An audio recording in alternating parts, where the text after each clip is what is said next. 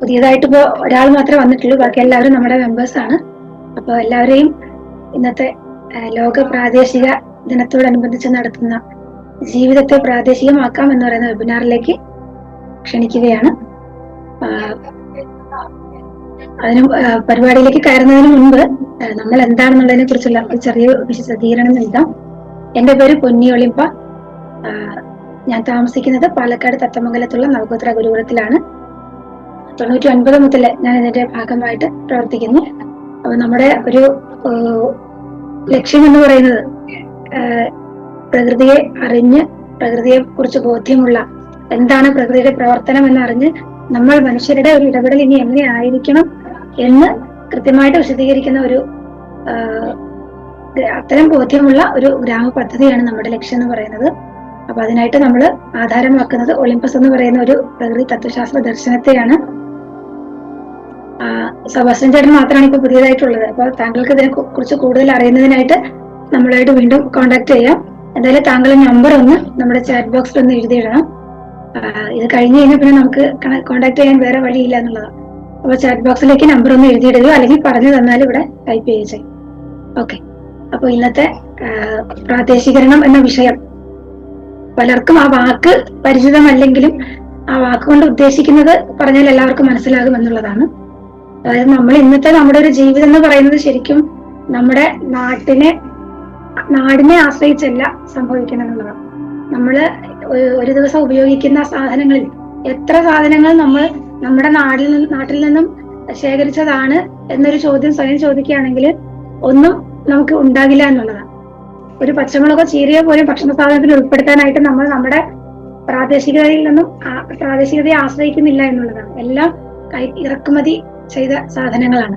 അതൊരു ഉദാഹരണം പറഞ്ഞെന്നുള്ള. അങ്ങനെ എല്ലാം ജീവിതത്തിൽ നമ്മൾ നിത്യേന ഇടപെടുന്ന എല്ലാ കാര്യങ്ങളും നമ്മുടെ പ്രദേശത്തെ ആശ്രയിച്ചുള്ളതല്ല എന്നുള്ളതാണ്. അപ്പോ ഒരു ജൈവമായിട്ടുള്ള ഒരു ജീവിതം നിലനിൽക്കുന്നതിന്റെ ഏറ്റവും ബേസ് എന്ന് പറയുന്നത് അത് ആ ഒരു പ്രദേശത്തിന്റെ പാരസ്പര്യത്തിൽ ആണ് നിലനിൽക്കുന്നത് എന്നുള്ളതാണ്. അപ്പൊ ആ നമ്മുടെ നിലനിൽപ്പ് അതിലേക്ക് എങ്ങനെ നമുക്ക് എത്തിച്ചേരാം, എങ്ങനെ നമുക്ക് കൂടുതൽ പ്രാദേശികമാകാം എന്നീ കാര്യങ്ങളാണ് ഇന്ന് ചർച്ച ചെയ്യപ്പെടുന്നത്. ഈ ഒരു വിഷയം എത്രത്തോളം പ്രാധാന്യമുണ്ട് എന്നുള്ളത് ഇതിനെക്കുറിച്ച് അല്ലെങ്കിൽ പരിസ്ഥിതി മേഖലയെ പ്രവർത്തിക്കുന്ന എല്ലാവർക്കും അറിയാമെന്നാണ് ഞാൻ വിശ്വസിക്കുന്നത്. കാരണം ഏറ്റവും അധികം ഡീപ്പ് ഇക്കോളജി പറയുന്ന അല്ലെങ്കിൽ പ്രചരിപ്പിക്കുന്ന ആളുകൾ ഏറ്റവും കൂടുതൽ പറയുന്നത് ലോക്കൽ ആവുക എന്നുള്ളതാണ്, അതായത് പ്രാദേശികമാവുക എന്നുള്ളതാണ്. കാരണം ഒരു പ്രദേശത്തുള്ള പരസ്പര ബന്ധിതമായിട്ടുള്ള പ്രവർത്തനങ്ങൾക്ക് മാത്രമേ നമ്മളെ എല്ലാവരെയും നിലനിർത്താൻ സാധിക്കുകയുള്ളൂ എന്നുള്ളതാണ്. അപ്പൊ കൂടുതൽ വിശദീകരണങ്ങൾ സന്തോഷേട്ടനും വർഗീസേട്ടനും നൽകും. വർഗീസേട്ടനാണ് ഇന്ന് പ്രധാനമായിട്ട് വിഷയം അവതരിപ്പിക്കുന്നത്. അപ്പം വിഷയാവതരണത്തിന് മുമ്പ് സന്തോഷേട്ടൻ എന്താ പറയുന്നത് കേൾക്കാം. അപ്പൊ ഏട്ടന് നമസ്കാരം. ഏട്ടനൊന്ന് പരിചയപ്പെടുത്തിയിട്ട് വർഗീസേട്ടനെ കൈമാറും.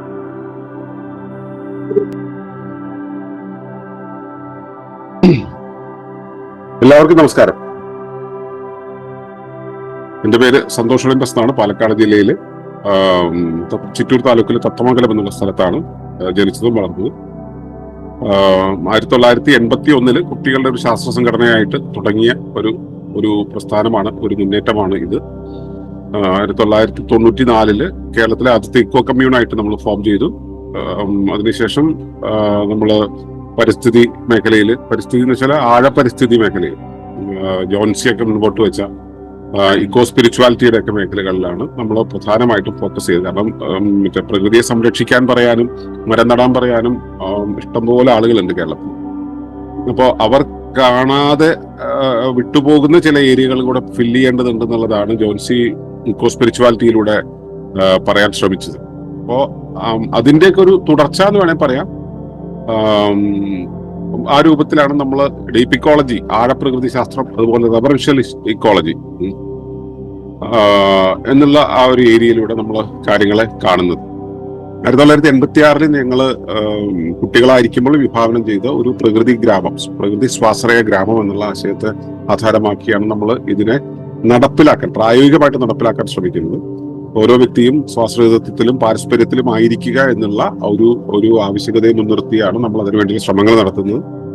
അതിന്റെ ഭാഗമായിട്ട് കേരളത്തിലെ എല്ലാ ജില്ലകളിലും നമ്മൾ ഒട്ടേറെ സഹവാസങ്ങൾ കണ്ടക്ട് ചെയ്തിരുന്നു. പ്രകൃത്യാത്മീയ സഹവാസങ്ങൾ കണ്ടക്ട് ചെയ്തിരുന്നു. അതുപോലെ തന്നെ ഈ മേഖലയിലുള്ള പഠനങ്ങൾ ഒക്കെ എല്ലാ ദിവസവും പ്രഭാത സത്സംഗം എന്നുള്ള പേരിൽ സൂമിൽ ഒരു പരിപാടി സംഘടിപ്പിക്കുന്നുണ്ട്.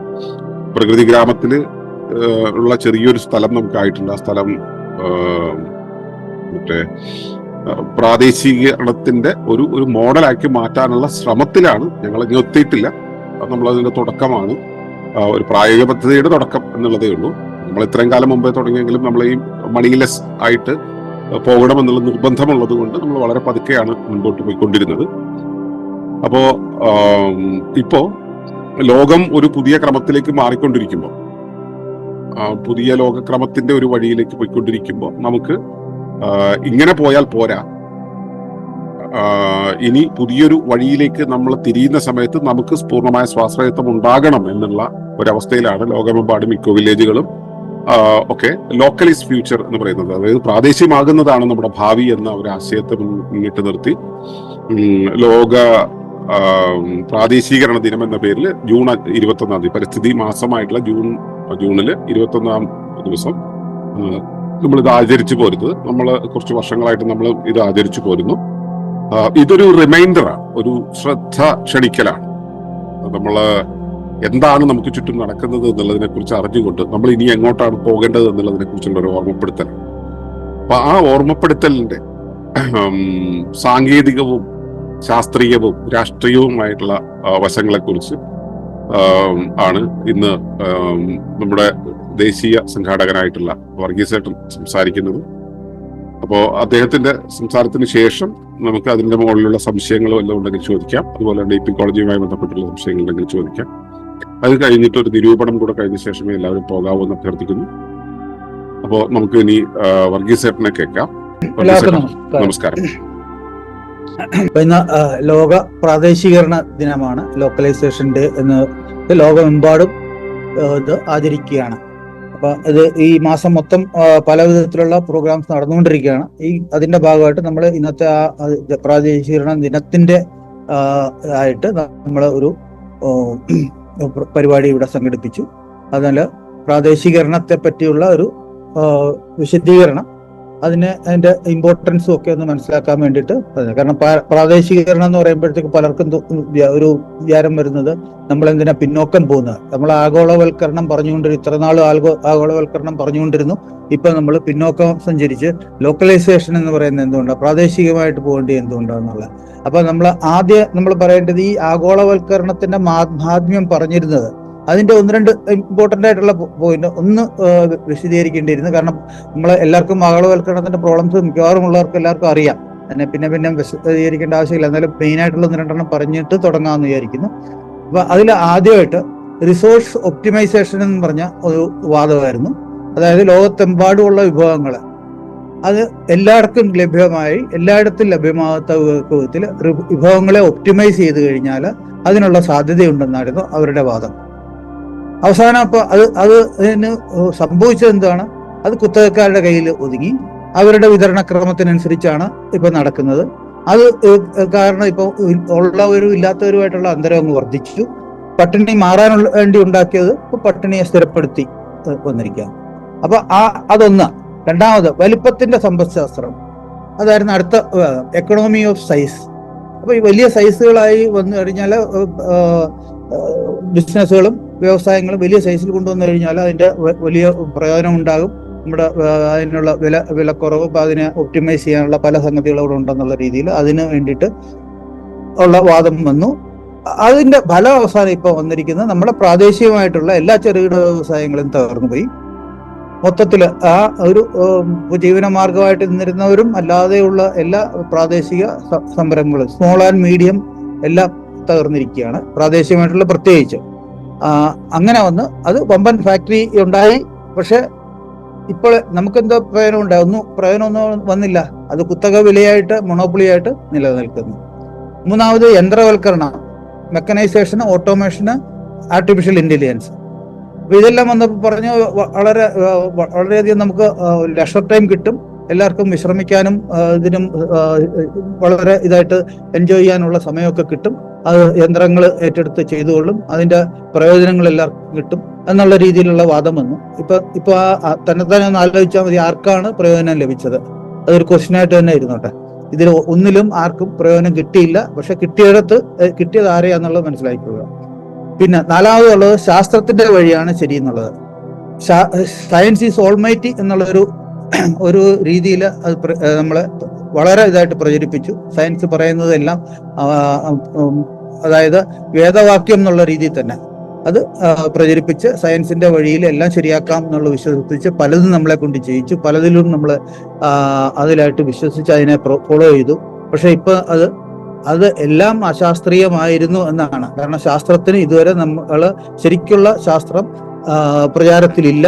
അതൊരു കച്ചവടത്തിന്റെ വഴിയിലേക്ക് ശാസ്ത്രം തിരിഞ്ഞതോടുകൂടി ശരിക്കുള്ള ശാസ്ത്രത്തിന് പകരം ആ കച്ചവട ശാസ്ത്രമായിട്ട് മാറി വരുന്നു. ഇപ്പോൾ പ്രചുരശാസ്ത്രം ശരിയായിട്ടുള്ള ശാസ്ത്രത്തിലൂടെ അല്ല പോകുന്നെന്നുള്ളത് എല്ലാവരും പല ഉദാഹരണത്തിലൂടെ നമ്മൾ കണ്ടുകൊണ്ടിരിക്കുകയാണ്. അപ്പൊ ഇങ്ങനെ പലതും നമ്മൾ ആഗോളവൽക്കരണത്തിന്റെ ആ ഒരു വാദം അന്നുണ്ടായിരുന്നതിന് ഇതിപ്പോ എല്ലാം നമ്മൾ തെറ്റായിട്ട് കാണുന്നുണ്ട്. അപ്പൊ ഇനിയിപ്പോ നമ്മൾ പ്രകൃതി ശാസ്ത്രത്തിന്റെ വഴിയിലോട്ടൊന്ന് നോക്കാം. പ്രകൃതിയിലെല്ലാം ചാക്രികമായിട്ടാണ് വിന്യസിച്ചിരിക്കുന്നത്. അപ്പൊ അവിടെ നമ്മൾ ആ ചാക്രികതയാണ് ഈ സമ്പന്നത, അതായത് അബണ്ടൻസ് പ്രകൃതിയിൽ ഉണ്ടെന്ന് നമ്മൾ പറയുന്നുണ്ട്. അത് വാഴപ്രകൃതി ശാസ്ത്രത്തിൽ അത് സമ്പന്നത ഉണ്ടെന്ന് പറയുന്നു. ഈ കച്ചവട ശാസ്ത്രങ്ങളാണ് പറയുന്നത് സമ്പന്നതയില്ല, വിഭവങ്ങളെല്ലാം ശോഷണം ചെയ്യപ്പെട്ടിരിക്കുന്നു എന്ന് പറഞ്ഞു. ഈ വിഭവ ശോഷണം നടന്നത് എങ്ങനെയാണെന്നുള്ളത് മനസ്സിലാക്കിയാൽ ഈ ഇൻഡസ്ട്രിയലൈസേഷൻ കൊണ്ട് മാത്രമാണ് അങ്ങനെ ശോഷണം നടന്നിട്ടുണ്ടെങ്കിൽ അതെന്തുകൊണ്ട് ആ ചാക്രികതയെ, പ്രകൃതിയുടെ ചാക്രികതയെ ഇല്ലാതാക്കിയപ്പോഴത്തേക്ക് ആ ചാക്രികതയിലൂടെ പോകേണ്ടിയിരുന്ന പലയിടത്തും വിഭവങ്ങളുടെ അഭാവങ്ങൾ ഉണ്ടായി തുടങ്ങി. അതിലൂടെയാണ് നമ്മൾ ഇത് മനസ്സിലാക്കാൻ തുടങ്ങി. വിഭവങ്ങൾ ശോഷണം ചെയ്യപ്പെട്ടു എന്നുള്ള ഒരു രീതിയിലുള്ള ഇത് കൊണ്ടുവന്നു. ആക്ച്വലി അത് നമ്മൾ മനസ്സിലാക്കലിന്റെ ഒരു വ്യത്യാസമാണ്. ആ സമ്പന്നത എന്നുള്ളത് അതിൽ ആ ചാക്രികത മെയിൻറ്റെയിൻ ചെയ്തിരുന്നെങ്കിൽ സമ്പന്നത അത് വരില്ലായിരുന്നു. നമ്മൾ അതിലാണ് ഇതെല്ലാം ഇല്ലാതാക്കിക്കൊണ്ടിരുന്നത്. അപ്പൊ അത് കൂടാതെ തന്നെ ഇൻഡസ്ട്രിയലൈസേഷൻ കൊണ്ട് നമുക്ക് വ്യവസായ മാലിന്യങ്ങൾ ഒത്തിരി കുന്നുകൂടി. ഈ പ്രകൃതി ചക്രങ്ങൾ, നമ്മുടെ ജലചക്രം പോലുള്ള എല്ലാ ചക്രങ്ങളെയും അത് ബാധിച്ച് പ്ലാസ്റ്റിക് കുന്നുകൂടി. അതെല്ലാം നമുക്ക് പ്രശ്നങ്ങൾ ഓരോരോ പ്രകൃതിയിലുണ്ടായിരുന്ന പലതിനെയും ഇല്ലാതാക്കി കൊണ്ടുവന്നു. പ്രകൃതി നിയമങ്ങളെല്ലാം തെറ്റിച്ചു. അതുപോലെ തന്നെ ഗുണഭോഗം എന്നുള്ള രീതിയിലാണ് പ്രകൃതി ഉദ്ദേശിച്ചിരുന്നത്. ഗുണഭോഗം എന്ന് പറയുമ്പോഴത്തേക്ക് നമുക്ക് അതിന്റെ ഓരോന്നിന്റെയും ആവശ്യത്തിനും പ്രാധാന്യത്തിനും അനുസരിച്ചിട്ടുള്ള ഉപഭോഗമാണ് ചെയ്യേണ്ടത്. അതിനാണ് നമ്മൾ ഗുണഭോഗം എന്ന് പറയുന്നത്. അത് മുതലാളിത്ത വ്യവസ്ഥയിൽ വന്നപ്പോഴത്തേക്ക് അത് ഉപഭോഗ സംസ്കാരമാക്കി ആ ഗുണഭോഗത്തിന് പകരം അത് വേറൊരു സംസ്കാരത്തിലോട്ട് മാറി വന്നു. അങ്ങനെ വന്ന അവസാനം നമ്മൾ കണ്ടത് പരിസ്ഥിതി നാശം വന്നു. അതിൽ മലിനീകരണം, മാലിന്യ ഉൽപാദനം എല്ലാം കാണുന്നുണ്ട്. കാലാവസ്ഥ മാറ്റം വന്നു. വനനശീകരണത്തിലൂടെ ആ കാലാവസ്ഥയെ നമ്മൾ മൊത്തത്തിൽ അട്ടിമറിച്ചു. സാമൂഹിക അസമത്വം ഉണ്ടായി. അതിൽ തൊഴിൽ ചൂഷണം ഉണ്ടായി. സാംസ്കാരിക ശോഷണം ഉണ്ടായി. ലോക്കലായിട്ടുള്ള നമ്മുടെ എല്ലാ സാംസ്കാരികതയെയും ഇല്ലാതാക്കിയിട്ട് അത് ഒരു വേൾഡ് ഓർഡർ എന്നുള്ള രീതിയിൽ മൊത്തത്തിൽ ഒരു പുതിയ സംസ്കാരം കൊണ്ടുവരിക എന്നുള്ള രീതിയിൽ അത് മാറി. അതുപോലെ സാമ്പത്തിക പരാധീനത വന്നതെന്ന് പറഞ്ഞാൽ നമ്മുടെ ലോക്കലായിട്ടുള്ള ബിസിനസ്സുകളെല്ലാം അതെല്ലാം നശിപ്പിച്ചു കഴിഞ്ഞ് ആഗോള വിപണികളിലെ ആശ്രയിക്കാനായിട്ട് നമ്മളെ പഠിപ്പിച്ചു. അത് വന്നപ്പോഴത്തേക്ക് പ്രാദേശികമായിട്ടുള്ള ബിസിനസ്സുകളെല്ലാം തകർന്നിട്ട് ആ പ്രാദേശികമായി സാമ്പത്തിക പരാധീനതയിലോട്ട് മാറി. അതുപോലെ തന്നെ ജൈവ വൈവിധ്യം ഉണ്ടായി. അത് ആവാസ വ്യവസ്ഥയുടെ നാശമുണ്ടായി. അധിനിവേശ ജീവിവർഗങ്ങൾ ഉണ്ടായി. അതുപോലെ ആരോഗ്യ പ്രശ്നങ്ങൾ വളരെയധികം ഇപ്പൊ നമ്മൾ കാണുന്നുണ്ട്. ഭക്ഷ്യ സുരക്ഷ ഇല്ല എന്നുള്ള ഒരു രീതിയിൽ അതും വിതരണക്രമത്തിന്റെ ഹൈജാക്കിങ്ങിലൂടെയാണ് അതും സംഭവിച്ചത്. അപ്പൊ ഇത് ഇത്രയും നമ്മൾ ഈ ഒരു ഇൻഡസ്ട്രിയലൈസേഷന്റെ ഭാഗമായിട്ടുള്ള പ്രശ്നങ്ങളെല്ലാം നമ്മൾ കാണുന്നുണ്ട്. അപ്പൊ ഇനി ആഴപ്രദേശി ഈ ഓർഗനൈസേഷന് നമ്മൾ ഈ പരിസ്ഥിതി ശാസ്ത്രത്തിലൂടെയാണ് ഈ പ്രശ്നങ്ങളെല്ലാം നമ്മൾ കാണാൻ ശ്രമിക്കുന്നത്, അതിനുള്ള പരിഹാരങ്ങളും കാണാൻ ശ്രമിക്കുന്നത്. അപ്പൊ ഡീപ്പ് ഇക്കോളജി അനുസരിച്ചിട്ട് ഇത് ഇവിടെ എങ്ങനെയാണ് ഇത് വിന്യാസം ഉണ്ടായിരിക്കേണ്ടത് എന്നുള്ള ഒരു പോയിന്റ് നമുക്ക് നോക്കാം. പരിസ്ഥിതി വീക്ഷണം അനുസരിച്ചിട്ട് എല്ലാം കൂടുകൾക്കടുത്ത് കൂടുകളായിട്ടാണ് ആയിട്ടുള്ള വ്യവസ്ഥകളായിട്ടാണ് ഇവിടെ നമ്മൾ കാണുന്നത്. ആ ഇതിൻ്റെ അകത്ത് ഓരോ കൂടും ഓരോ വ്യവസ്ഥയായിട്ട് നിൽക്കുകയാണ്. അതിന് അകത്ത് ഉപവ്യവസ്ഥകളുണ്ട്, പുറത്ത് അതിന് മുകളിലായിട്ട് ഉപരിവ്യവസ്ഥയും പാരലായിട്ട് സഹവ്യവസ്ഥകൾ, ഇതെല്ലാം കൂടെ ചേർന്നിട്ടുള്ള ഒരു മൊത്തം വ്യവസ്ഥ, ജീവനുള്ള വ്യവസ്ഥകളായിട്ടാണ് ഇതെല്ലാം നിൽക്കുന്നത്. അപ്പൊ ആ വ്യവസ്ഥകളെ അതിന്റെ വ്യവസ്ഥാ നിയമങ്ങളിലൂടെയാണ് അതിന്റെ ധർമ്മപാലനം നടക്കുന്നത്. അപ്പൊ ഈ പ്രകൃതിയുടെ നിർദ്ധാരണം അനുസരിച്ചിട്ട് ജൈവ വ്യവസ്ഥകൾക്ക് നമ്മൾ ജൈവത എന്ന് പറയുമ്പോഴത്തേക്ക് അതിന് സ്വയം നിർദ്ധാരണമുണ്ട്, സ്വയം പരിചരിക്കലുണ്ട്, സ്വയം കേടുപാടുകൾ തീർക്കണം, സ്വയം പ്രചരണം നടത്തും. ഇതെല്ലാം ഉള്ള വ്യവസ്ഥകളായിട്ടാണ് നമ്മൾ ഈ എല്ലാം ആവാസ വ്യവസ്ഥയിലെല്ലാം കാണുന്നത്. എല്ലാ ആവാസ വ്യവസ്ഥയ്ക്കും അതിൻ്റെതായിട്ടുള്ള ആ ഒരു ചാക്രികതയും അതിൻ്റെതായിട്ടുള്ള എല്ലാ വ്യവസ്ഥാ വിന്യാസങ്ങൾ പ്രകടമായിട്ട് കാണുന്നുണ്ട്. ഇതിൽ നമ്മൾ കാണുമ്പോൾ ഈ local self governance in nature എന്നുള്ളത് നമ്മൾ ഈ ആഴപ്രകൃതി ശാസ്ത്രത്തിലൂടെ കാണാൻ ശ്രമിക്കുകയാണ്. എല്ലാ വ്യവസ്ഥകളും ജൈവ വ്യവസ്ഥകൾക്കെല്ലാം സ്വയം ഭരണമാണ് കൊടുത്തിട്ടുള്ളത്. ആ സ്വയം ഭരണം എന്ന് പറയുമ്പോഴത്തേക്ക് സ്വയം ഭരണത്തിന് ഈ മൊത്തം സ്വാതന്ത്ര്യം കൊടുത്തിട്ടില്ല. അപ്പൊ അവിടെ സ്വയംഭരണത്തിലൊരു ഉപരിവ്യവസ്ഥയുടെ ഒരു മാർഗനിർദ്ദേശമുണ്ട്. ആ മാർഗനിർദ്ദേശം അതിന്റെ നൈസർഗിക ശേഷികളായിട്ടും നിർദ്ധാരണം ചെയ്തിട്ടുണ്ട്. അപ്പൊ അതിനെ നൈസർഗികമായിട്ട് അത് വർക്ക് ചെയ്തു കഴിഞ്ഞാൽ അതിന് എങ്ങനെയാണ് ചെയ്യേണ്ടതെന്നുള്ളത് അതിന് ഉള്ളിൽ നിന്നും തന്നെ അതിന്റെ ചോദനകളും വാസനകളുമായിട്ട് അതിന് കിട്ടുന്നുണ്ട്. അപ്പൊ അതിന്റെ വിധേയത്വത്തിലാണ് ഉപവ്യവസ്ഥകളുടെ സുസ്ഥിതി. ഈ ഉപവ്യവസ്ഥകൾ എന്ന് പറയുമ്പോഴത്തേക്ക് അതിനുള്ളിലുള്ള വ്യവസ്ഥകളും അതിനെ ഡിപ്പെൻഡ് ചെയ്യുന്ന വ്യവസ്ഥകളും എല്ലാം അതിൻ്റെ അകത്ത് പെടുന്നുണ്ട്. അപ്പൊ ഈ വിധേയത്വം പാലിച്ചു കഴിഞ്ഞാൽ ആ ഉപവ്യവസ്ഥകളും അതിന്റെ സുസ്ഥിതിയിൽ ആയിട്ട് നിൽക്കും. അപ്പൊ ഉപവ്യവസ്ഥകളുടെ ക്ഷേമത്തിനായിട്ട് ഉപരിവ്യവസ്ഥ എല്ലാം കരുതിയിട്ടാണ് ഉപവ്യവസ്ഥകളെ സൃഷ്ടിച്ചതും. അങ്ങനെ വരുമ്പോഴത്തേക്ക് അത് തേടിയെടുക്കാനുള്ള വാസനയും ചോദനയും അതിന് കൊടുത്തിട്ടുണ്ട്. എന്നാൽ അതിന്റെ ഈ സ്വയംഭരണം ആദ്യമേ സ്വയമേ നിർദ്ധാരണം ചെയ്യാനാണ് വ്യവസ്ഥ അതിൽ നിർദ്ധാരണം ചെയ്തിരിക്കുന്നത്. അപ്പൊ ആ വ്യവസ്ഥയിൽ ഈ സഹവർത്തിത്വമുള്ള സുസ്ഥിര ബന്ധങ്ങളുള്ള വ്യവസ്ഥകളെയാണ് പ്രകൃതി സെലക്ട് ചെയ്തിരിക്കുന്നത്. നമ്മൾ പ്രകൃതിയിൽ പല വിധത്തിലുള്ള റിലേഷൻഷിപ്പ് കണ്ടിട്ടുണ്ട്. പ്രിഡേറ്റേഴ്സ് ഉണ്ട്, മ്യൂച്വലിസം ഉണ്ട്, കമൻസലിസം ഉണ്ട്, പാരസൈറ്റിസം ഉണ്ട്. അങ്ങനെയുള്ള എല്ലാ വ്യവസ്ഥകളെയും കടന്ന് നമ്മൾ ഏറ്റവും പ്രോഗ്രസീവായിട്ട് കാണുന്ന വ്യവസ്ഥകൾ ഈ സിംബയോട്ടിക് വ്യവസ്ഥകളാണ്. അതായത് സഹവർത്തിത്വം അല്ലെ സിംബയോസിസ് എന്ന് പറയുന്ന ആ വ്യവസ്ഥയാണ് ഏറ്റവും പ്രോഗ്രസീവായിട്ട് കാണുന്നത്. അപ്പൊ അതാണ് നമ്മളെ പ്രകൃതി കാണിച്ചു തരുന്ന ഒരു വഴി. ഏറ്റവും പ്രോഗ്രസീവായിട്ടും എങ്ങനെ മുന്നോട്ട് പോകണം, സുസ്ഥിരതയ്ക്ക് വേണ്ടിയിട്ടുള്ള ഒരു മാർഗം ആ സിംബയോട്ടിക് ആയിട്ടുള്ള ഒരു ലൈഫ് സ്റ്റൈൽ എന്നുള്ള രീതിയിൽ എല്ലാം അന്യോന്യം കരുതലോടും പങ്കിടലോടും കൂടി കഴിയുക എന്നുള്ളതാണ്. പക്ഷെ ഈ പ്രകൃതിയിൽ നമ്മൾ നോക്കുമ്പോൾ ഇതില് സൃഷ്ടി സ്ഥിതി സംഹാരം എന്നുള്ള രീതിയിൽ വളരെയധികം വ്യവസ്ഥകളിൽ പല സത്തകളും ആ ഒരു രീതിയിൽ രൂപീകരിക്കപ്പെട്ടിട്ടായിട്ട് കാണുന്നുണ്ട്. അതിന്റെ ചിലതിൽ ധർമ്മങ്ങളായിട്ട് അതിനെ സംഹാര രൂപികളായിട്ട് കാണിക്കുന്നുണ്ട്, സൃഷ്ടികളായിട്ട് കാണിക്കുന്നുണ്ട്, അതിനെ മെയിൻറ്റെയിൻ ചെയ്യുന്നതായിട്ട് കാണിക്കുന്നുണ്ട്. അപ്പൊ ഇത് പ്രകൃതിയുടെ ഒരു നിർദ്ധാരണത്തിന്റെ ഒരു പ്രത്യേകതയാണ്. കാരണം ഇതിന്റെ എല്ലാത്തിനെയും കൂടെ തുലനതയിലാണ് പ്രകൃതിയുടെ ശരിക്കുള്ള ഒരു ചലനാത്മകത ഉണ്ടാകുന്നത്. ഈ പ്രകൃതിയുടെ ബോധം എപ്പോഴും സുസ്ഥിതിയിലേക്ക് പോകാനുള്ള ഒരു പ്രയാണത്തിലാണ്. അപ്പൊ ഈ പ്രവർത്തനം നടന്നുകൊണ്ടിരിക്കുന്ന സമയത്ത് അതിന് പ്രക്ഷുബ്ധതകൾ ഉണ്ടാകുന്നത് സാധാരണമാണ്. അപ്പൊ ഇതിനകത്ത് നമ്മൾ ഫീഡ്ബാക്ക് ലൂപ്പിലൂടെ അത് അതിനെ തിരിച്ചറിയാനും ഓട്ടോ റെഗുലേഷൻ, ഹോമിയോസ്റ്റാസിസ് പോലുള്ള ഭൗതിക പ്രക്രിയകളിലൂടെ അതിനെ നിയന്ത്രിച്ചു കൊണ്ടുപോകാനുള്ള വ്യവസ്ഥകളാണ് ഈ മൊത്തം ചാക്രികതയിലൂടെ നിയന്ത്രിക്കുന്നത്. അങ്ങനെയാണ് അതിൻ്റെ അകത്ത് ഓട്ടോ റെഗുലേഷനും ഹോമിയോസ്റ്റാസിസും ഇൻബിൽറ്റ് ആണ്. ഈ നിയന്ത്രണങ്ങൾ ജൈവതയിൽ നടപ്പാക്കുന്നത് ഈ പറഞ്ഞ ഈ സ്ഥിതി സംഹാര രൂപികളായിട്ടുള്ള ജീവികളാണ്. അതിന് ഓരോന്നിനും പല റോള് കൊടുത്തിട്ടുണ്ട്. ഇതിൽ സൂക്ഷ്മാണു മുതൽ പ്രിഡേറ്റർ വരെയുള്ള മൃഗങ്ങൾ അതിലുണ്ട്. അപ്പൊ ഈ ഇവയിലെ ആവാസത്തിൽ ഇതെല്ലാ രൂപികളും ഉണ്ട്. അതില് പോസിറ്റീവായിട്ടുള്ളവയാണ് സാധാരണ നോർമലായിട്ടുള്ള ഒരു സ്ഥിതിയിൽ അതിന്റെ തുലനത നിയന്ത്രിച്ചു കൊണ്ടുപോകുന്നത്. അതേസമയം അതിൽ എന്തെങ്കിലും നെഗറ്റീവായിട്ടുള്ള പ്രശ്നങ്ങൾ ഉണ്ടായി കഴിയുമ്പോഴത്തേക്ക് അത് സംഹരിക്കാനായിട്ട് സംഹാര രൂപികളായിട്ടുള്ള ജീവികൾ ഉടലെടുക്കുന്നുണ്ട്. അത് ആ ചാക്രികയിൽ ഇവിടെ നിലനിർത്തി കൊണ്ടുപോകാനായിട്ട് ചിലപ്പോൾ വേണം, ചില ഇതില് അതിനെ നശിപ്പിക്കേണ്ടി വരും. ആ വ്യവസ്ഥകളെ തന്നെ നശിപ്പിച്ചിട്ട് പുതിയ രീതിയിലോട്ട് കൊണ്ടുപോകാനുള്ള ഒരു സ്ഥിതിവിശേഷം കൂടെ ഉണ്ടാകാറുണ്ട്.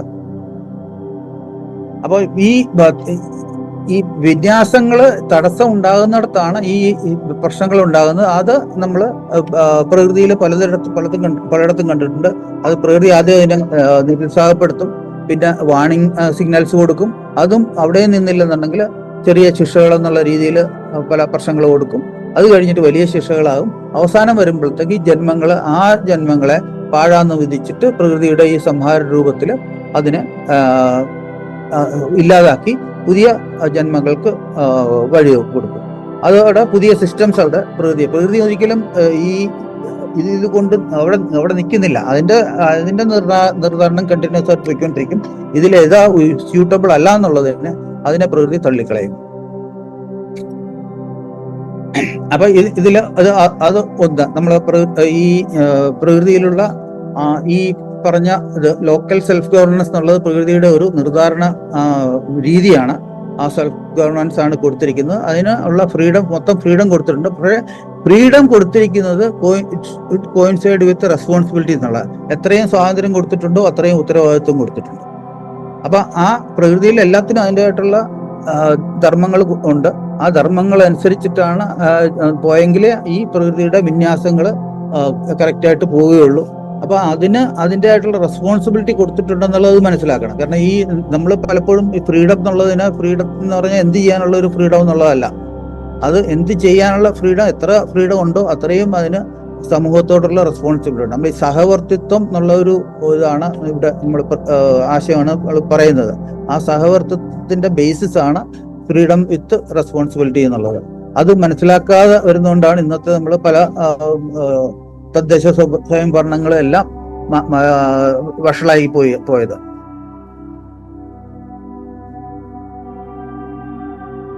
അപ്പൊ ഈ പ്രകൃതി വിന്യാസങ്ങളെ മനസ്സിലാക്കി അതിനെ അനുരൂപപ്പെട്ട് ഉപവ്യവസ്ഥകളെയും സഹവ്യവസ്ഥകളെയും കരുതലോടും വേണ്ടവയെ എടുത്തും പങ്കിട്ടുമുള്ള സൗഹൃദത്തിന് അനുസൃതമായ ജീവിതമാണ് പ്രകൃതി.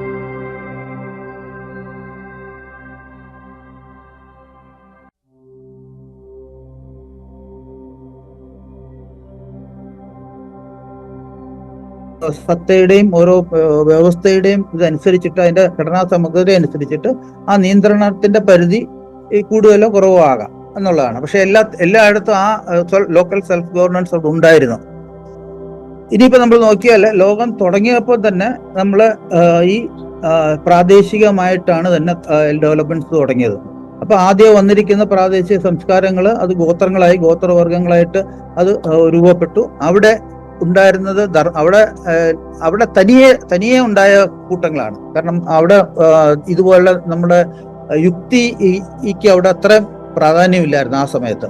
അതുകൊണ്ട് എന്ത് പറ്റി, നമ്മുടെ ആ ചോദനകൾക്കും വാസനകൾക്കും അനുസൃതമായിട്ട് ആ ഗോത്രത്തിലുള്ള ആൾക്കാർ അവരവരുടെ ധർമ്മങ്ങൾ, അതായത് അവർക്ക് എന്തോ ആ ഗ്രൂപ്പിൽ എന്തോ ചെയ്യാൻ തോന്നുന്നു, അതായത് സ്വയമേ തോന്നണം. അപ്പൊ ഒരു ലീഡറായിട്ടുള്ള ഒരു ക്വാളിറ്റി ഉണ്ടെന്നുണ്ടെങ്കിൽ ആ ലീഡർഷിപ്പ് ആളെടുക്കും. അതുപോലെ തന്നെ ബാക്കിയുള്ള റോളുകൾ ഓരോരുത്തർക്കും അവരവരുടെ റോളുകൾ അവർക്ക് എടുക്കാൻ തോന്നുന്ന രീതിയിലാണ്. അങ്ങനെ വരുന്നതാണ് അതൊരു കൂട്ടമായിട്ടൊരു ശരിക്കും ജൈവമായിട്ടുള്ള ഒരു സമൂഹമായിട്ട് വരുന്നത്. അപ്പൊ അങ്ങനെ ഉള്ള ഒരു സംസ്കാരം വന്ന ശേഷമാണ് പിന്നാണ് ഇവിടെ വ്യക്തികൾ അവരുടെ ഇത് മാറി തുടങ്ങി. ആ വ്യക്തിപരതയിലോട്ടുള്ള ഒരു നീക്കം വന്നു. ആ നാഗരികത എന്നുള്ള ഒരു രീതിയിൽ ഇത് ഡെവലപ്പ് ചെയ്ത് വന്നു കഴിഞ്ഞപ്പോഴത്തേക്ക് അത് വരാനുള്ള കാരണം തന്നെ ഈ പലരും പല സംസ്കാരങ്ങളും അങ്ങോട്ടും ഇങ്ങോട്ടും യാത്രകൾ തുടങ്ങി. അത് അന്താരാഷ്ട്ര ബാർട്ടർ സമ്പ്രദായം തുടങ്ങിക്കഴിഞ്ഞപ്പോഴത്തേക്ക് ആ ഒരു ആഗോളതല സഹകരണം എന്നുള്ള രീതിയിൽ തുടങ്ങിയത്. പക്ഷെ അത് കഴിഞ്ഞപ്പോഴത്തേക്ക് ഈ ജീവിത മൂല്യങ്ങളെ അനുസരിച്ചായിരുന്നു ആദ്യം ഇതൊക്കെ ചെയ്തുകൊണ്ടിരുന്നത്. പക്ഷെ അതില്ലാതായി ശേഷമാണ് വ്യക്തിഗത ചിന്തകളെ, സ്വാർത്ഥതയൊക്കെ ഉടലെടുത്ത് ആ മത്സര ബുദ്ധിയിലൂന്നിയ വിദ്യാഭ്യാസം തുടങ്ങി. അത് തുടങ്ങിക്കഴിഞ്ഞപ്പോഴത്തേക്കാണ് സംസ്കാരം ഒരു മാറ്റത്തിലോട്ട് മാറി. മൂല്യങ്ങൾ, പ്രാഥമികമായിട്ടുള്ള നമ്മുടെ ജീവന്റെ മൂല്യങ്ങളെ അവിടെ അവഗണിപ്പിച്ചു മത്സരം മാത്രം ആയിട്ട് പുരോഗമനത്തിന് മത്സരമാണെന്നുള്ള ഒരു ഇതാണ് ഉണ്ടായത്. ആ മത്സരം എന്നുള്ളത് പ്രകൃതിയിൽ അത് സർഗാത്മക മത്സരം എന്നുള്ള ഒരു രീതിയിലായിരുന്നു ഉണ്ടായിരുന്നത്. പക്ഷെ ഇവിടെ അത് competition, survival of the fittest എന്നുള്ള ഈ ഡാർവിന്റെ തിയറി പറഞ്ഞത് സർവൈവൽ ഓഫ് ദ ഫിറ്റസ്റ്റ് എന്നുള്ളതിന്റെ അതിന്റെ ഒരു വിശകലനം തെറ്റായ ഒരു വ്യാഖ്യാനത്തിലൂടെയാണ് അതിലോട്ട് വന്നത്. അങ്ങനെ വന്നിട്ടാണ് ഈ കയ്യൂക്കുള്ളവൻ കാര്യക്കാരൻ എന്നുള്ള ഒരു രീതിയിൽ അതിനെ വ്യാഖ്യാനിച്ചാണ് ഇപ്പം ഈ സപ്രഷൻ ആൻഡ് ഒപ്രഷൻ രീതികളിലൂടെ മുന്നേറുന്ന ഒരു രീതിയാണ് നമ്മൾ ലോകത്തിൽ കണ്ടുകൊണ്ടിരിക്കുന്നത്. ആർക്കാ പവർ ഉള്ളതെന്ന് വെച്ചാൽ അവർ അതിനെ എല്ലാത്തിനെയും കൺട്രോൾ ചെയ്തിട്ട് മറ്റുള്ളവരെ എല്ലാം സപ്രസ് ചെയ്യുക എന്നുള്ളൊരു രീതിയിലാണ് കണ്ടത്. അങ്ങനെ വന്നാണ് ഈ ഫ്യൂഡലിസവും മുതലാളിത്തവും എല്ലാം ഉണ്ടായതും. അതിൽ സിസ്റ്റമിക് ആയിട്ട് അവസാനം ഈ മുതലാളിത്ത വ്യവസ്ഥയിൽ മുന്നോട്ട് വന്ന കുറെ ആൾക്കാർ ഈ സിസ്റ്റമിക് കൺട്രോൾ എടുക്കാനുള്ള ഒരു വ്യവസ്ഥാപിതമായിട്ടുള്ള ഒരു ഡിസൈൻ ഉണ്ടാക്കി. അപ്പൊ ആ സിസ്റ്റംസിലൂടെ കൺട്രോൾ വന്നതുകൊണ്ടാണ് ഇന്ന് അതിനെപ്പറ്റി നമുക്ക് പെട്ടെന്നൊരു കറക്റ്റ് ഇത് സിറ്റുവേഷൻ മനസ്സിലാകില്ല എന്താ സംഭവിക്കുന്നത്. പക്ഷെ ഇതിന്റെ ഒരു ഡയറക്ഷൻ അവര് മണി ഫ്ലോ തിരിച്ച് ഒരു ഡയറക്ഷനിലാക്കി വെച്ചിരിക്കുകയാണ്. അപ്പൊ അതാണ് അതിന്റെ ആന്തരികമായിട്ട് അവർ ആ സിസ്റ്റമിക് കൺട്രോൾ ഉണ്ടാക്കി വെച്ചത്. ആ മണിയുടെ ഫ്ലോ ഒരു ലെവലിലോട്ട് ഒരു 1% എന്നുള്ള രീതിയിൽ ഏറ്റവും അതൊരു പിരമിഡ് ഷേപ്പിൽ പോകാനുള്ള രീതിയിലാണ് അത് ഉണ്ടാക്കിയിരിക്കുന്നത്. അതനുസരിച്ചിട്ടാണ് ഈ വ്യവസ്ഥകൾ മുഴുവനും. വ്യവസ്ഥകൾ അതിന്റെ പല ഒരു രീതിയിൽ നമ്മളതിനെ വിശകലനം ചെയ്താൽ നമുക്ക് കിട്ടും. പക്ഷെ അത് ആ മണി ഫ്ലോ നോക്കിക്കഴിഞ്ഞാൽ ശരിക്കുള്ള ഇത് മനസ്സിലാവുകയുള്ളൂ, എങ്ങോട്ടാണ് മണിയുടെ ഫ്ലോ എന്നുള്ളത്. അപ്പൊ ആ ഒരു രീതിയിൽ പോയിട്ടാണ് ഇത്രയും നമ്മളെ ഈ പ്രശ്നങ്ങളെല്ലാം ഉണ്ടായി. സാമ്പത്തികമായിട്ടുള്ള പ്രശ്നങ്ങളുണ്ടായി, വിതരണത്തിനുള്ള പ്രശ്നങ്ങളുണ്ടായി, ഈ ഇതില് നമ്മുടെ ഹെൽത്ത് പ്രോബ്ലംസ് ഉണ്ടായി. അങ്ങനെ എല്ലാ വിധത്തിലും പ്രോബ്ലംസ് നമ്മൾ കണ്ടുകൊണ്ടിരിക്കുകയാണ്. അങ്ങനെ വന്നിട്ട് ഇപ്പൊ നമ്മൾ സ്ക്വയർ 1 എന്നുള്ള ഒരു രീതിയിലെത്തി. അപ്പോഴാണ് നമ്മൾ വീണ്ടും പ്രാദേശികവൽക്കരണമാണ് ഒരു ആൻസർ എന്നുള്ള രീതിയിൽ എത്തിയിരിക്കുന്നത്.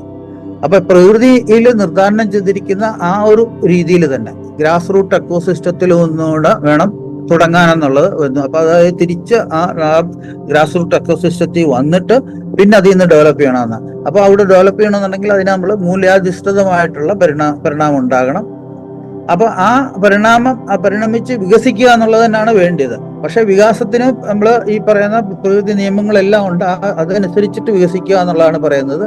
അപ്പൊ അവിടെ വേണ്ടിയതെന്ന് പറഞ്ഞു കഴിഞ്ഞാൽ കരുതലും പങ്കിടലും, അതായത് ഈ സൗഹൃദത്തിന് വേണ്ടിയതായിട്ടുള്ള എല്ലാ മൂല്യങ്ങളും അവിടെ ആവശ്യമാണ്. അങ്ങനെയുള്ള ഒരു ബോധപരിണാമം മനുഷ്യനുണ്ടായെങ്കിൽ മാത്രമേ ഈ ഒരു ശരിക്കുള്ള ഒരു ഡയറക്ഷൻ അതിന് കിട്ടുകയുള്ളൂ. അപ്പൊ ഇതിന് പകരം ആൾക്കാര് ഇപ്പം ഗ്ലോക്കൽ മൂവ്മെന്റ് എന്ന് പറഞ്ഞൊരു മൂവ്മെന്റ് നടക്കുന്നുണ്ട്.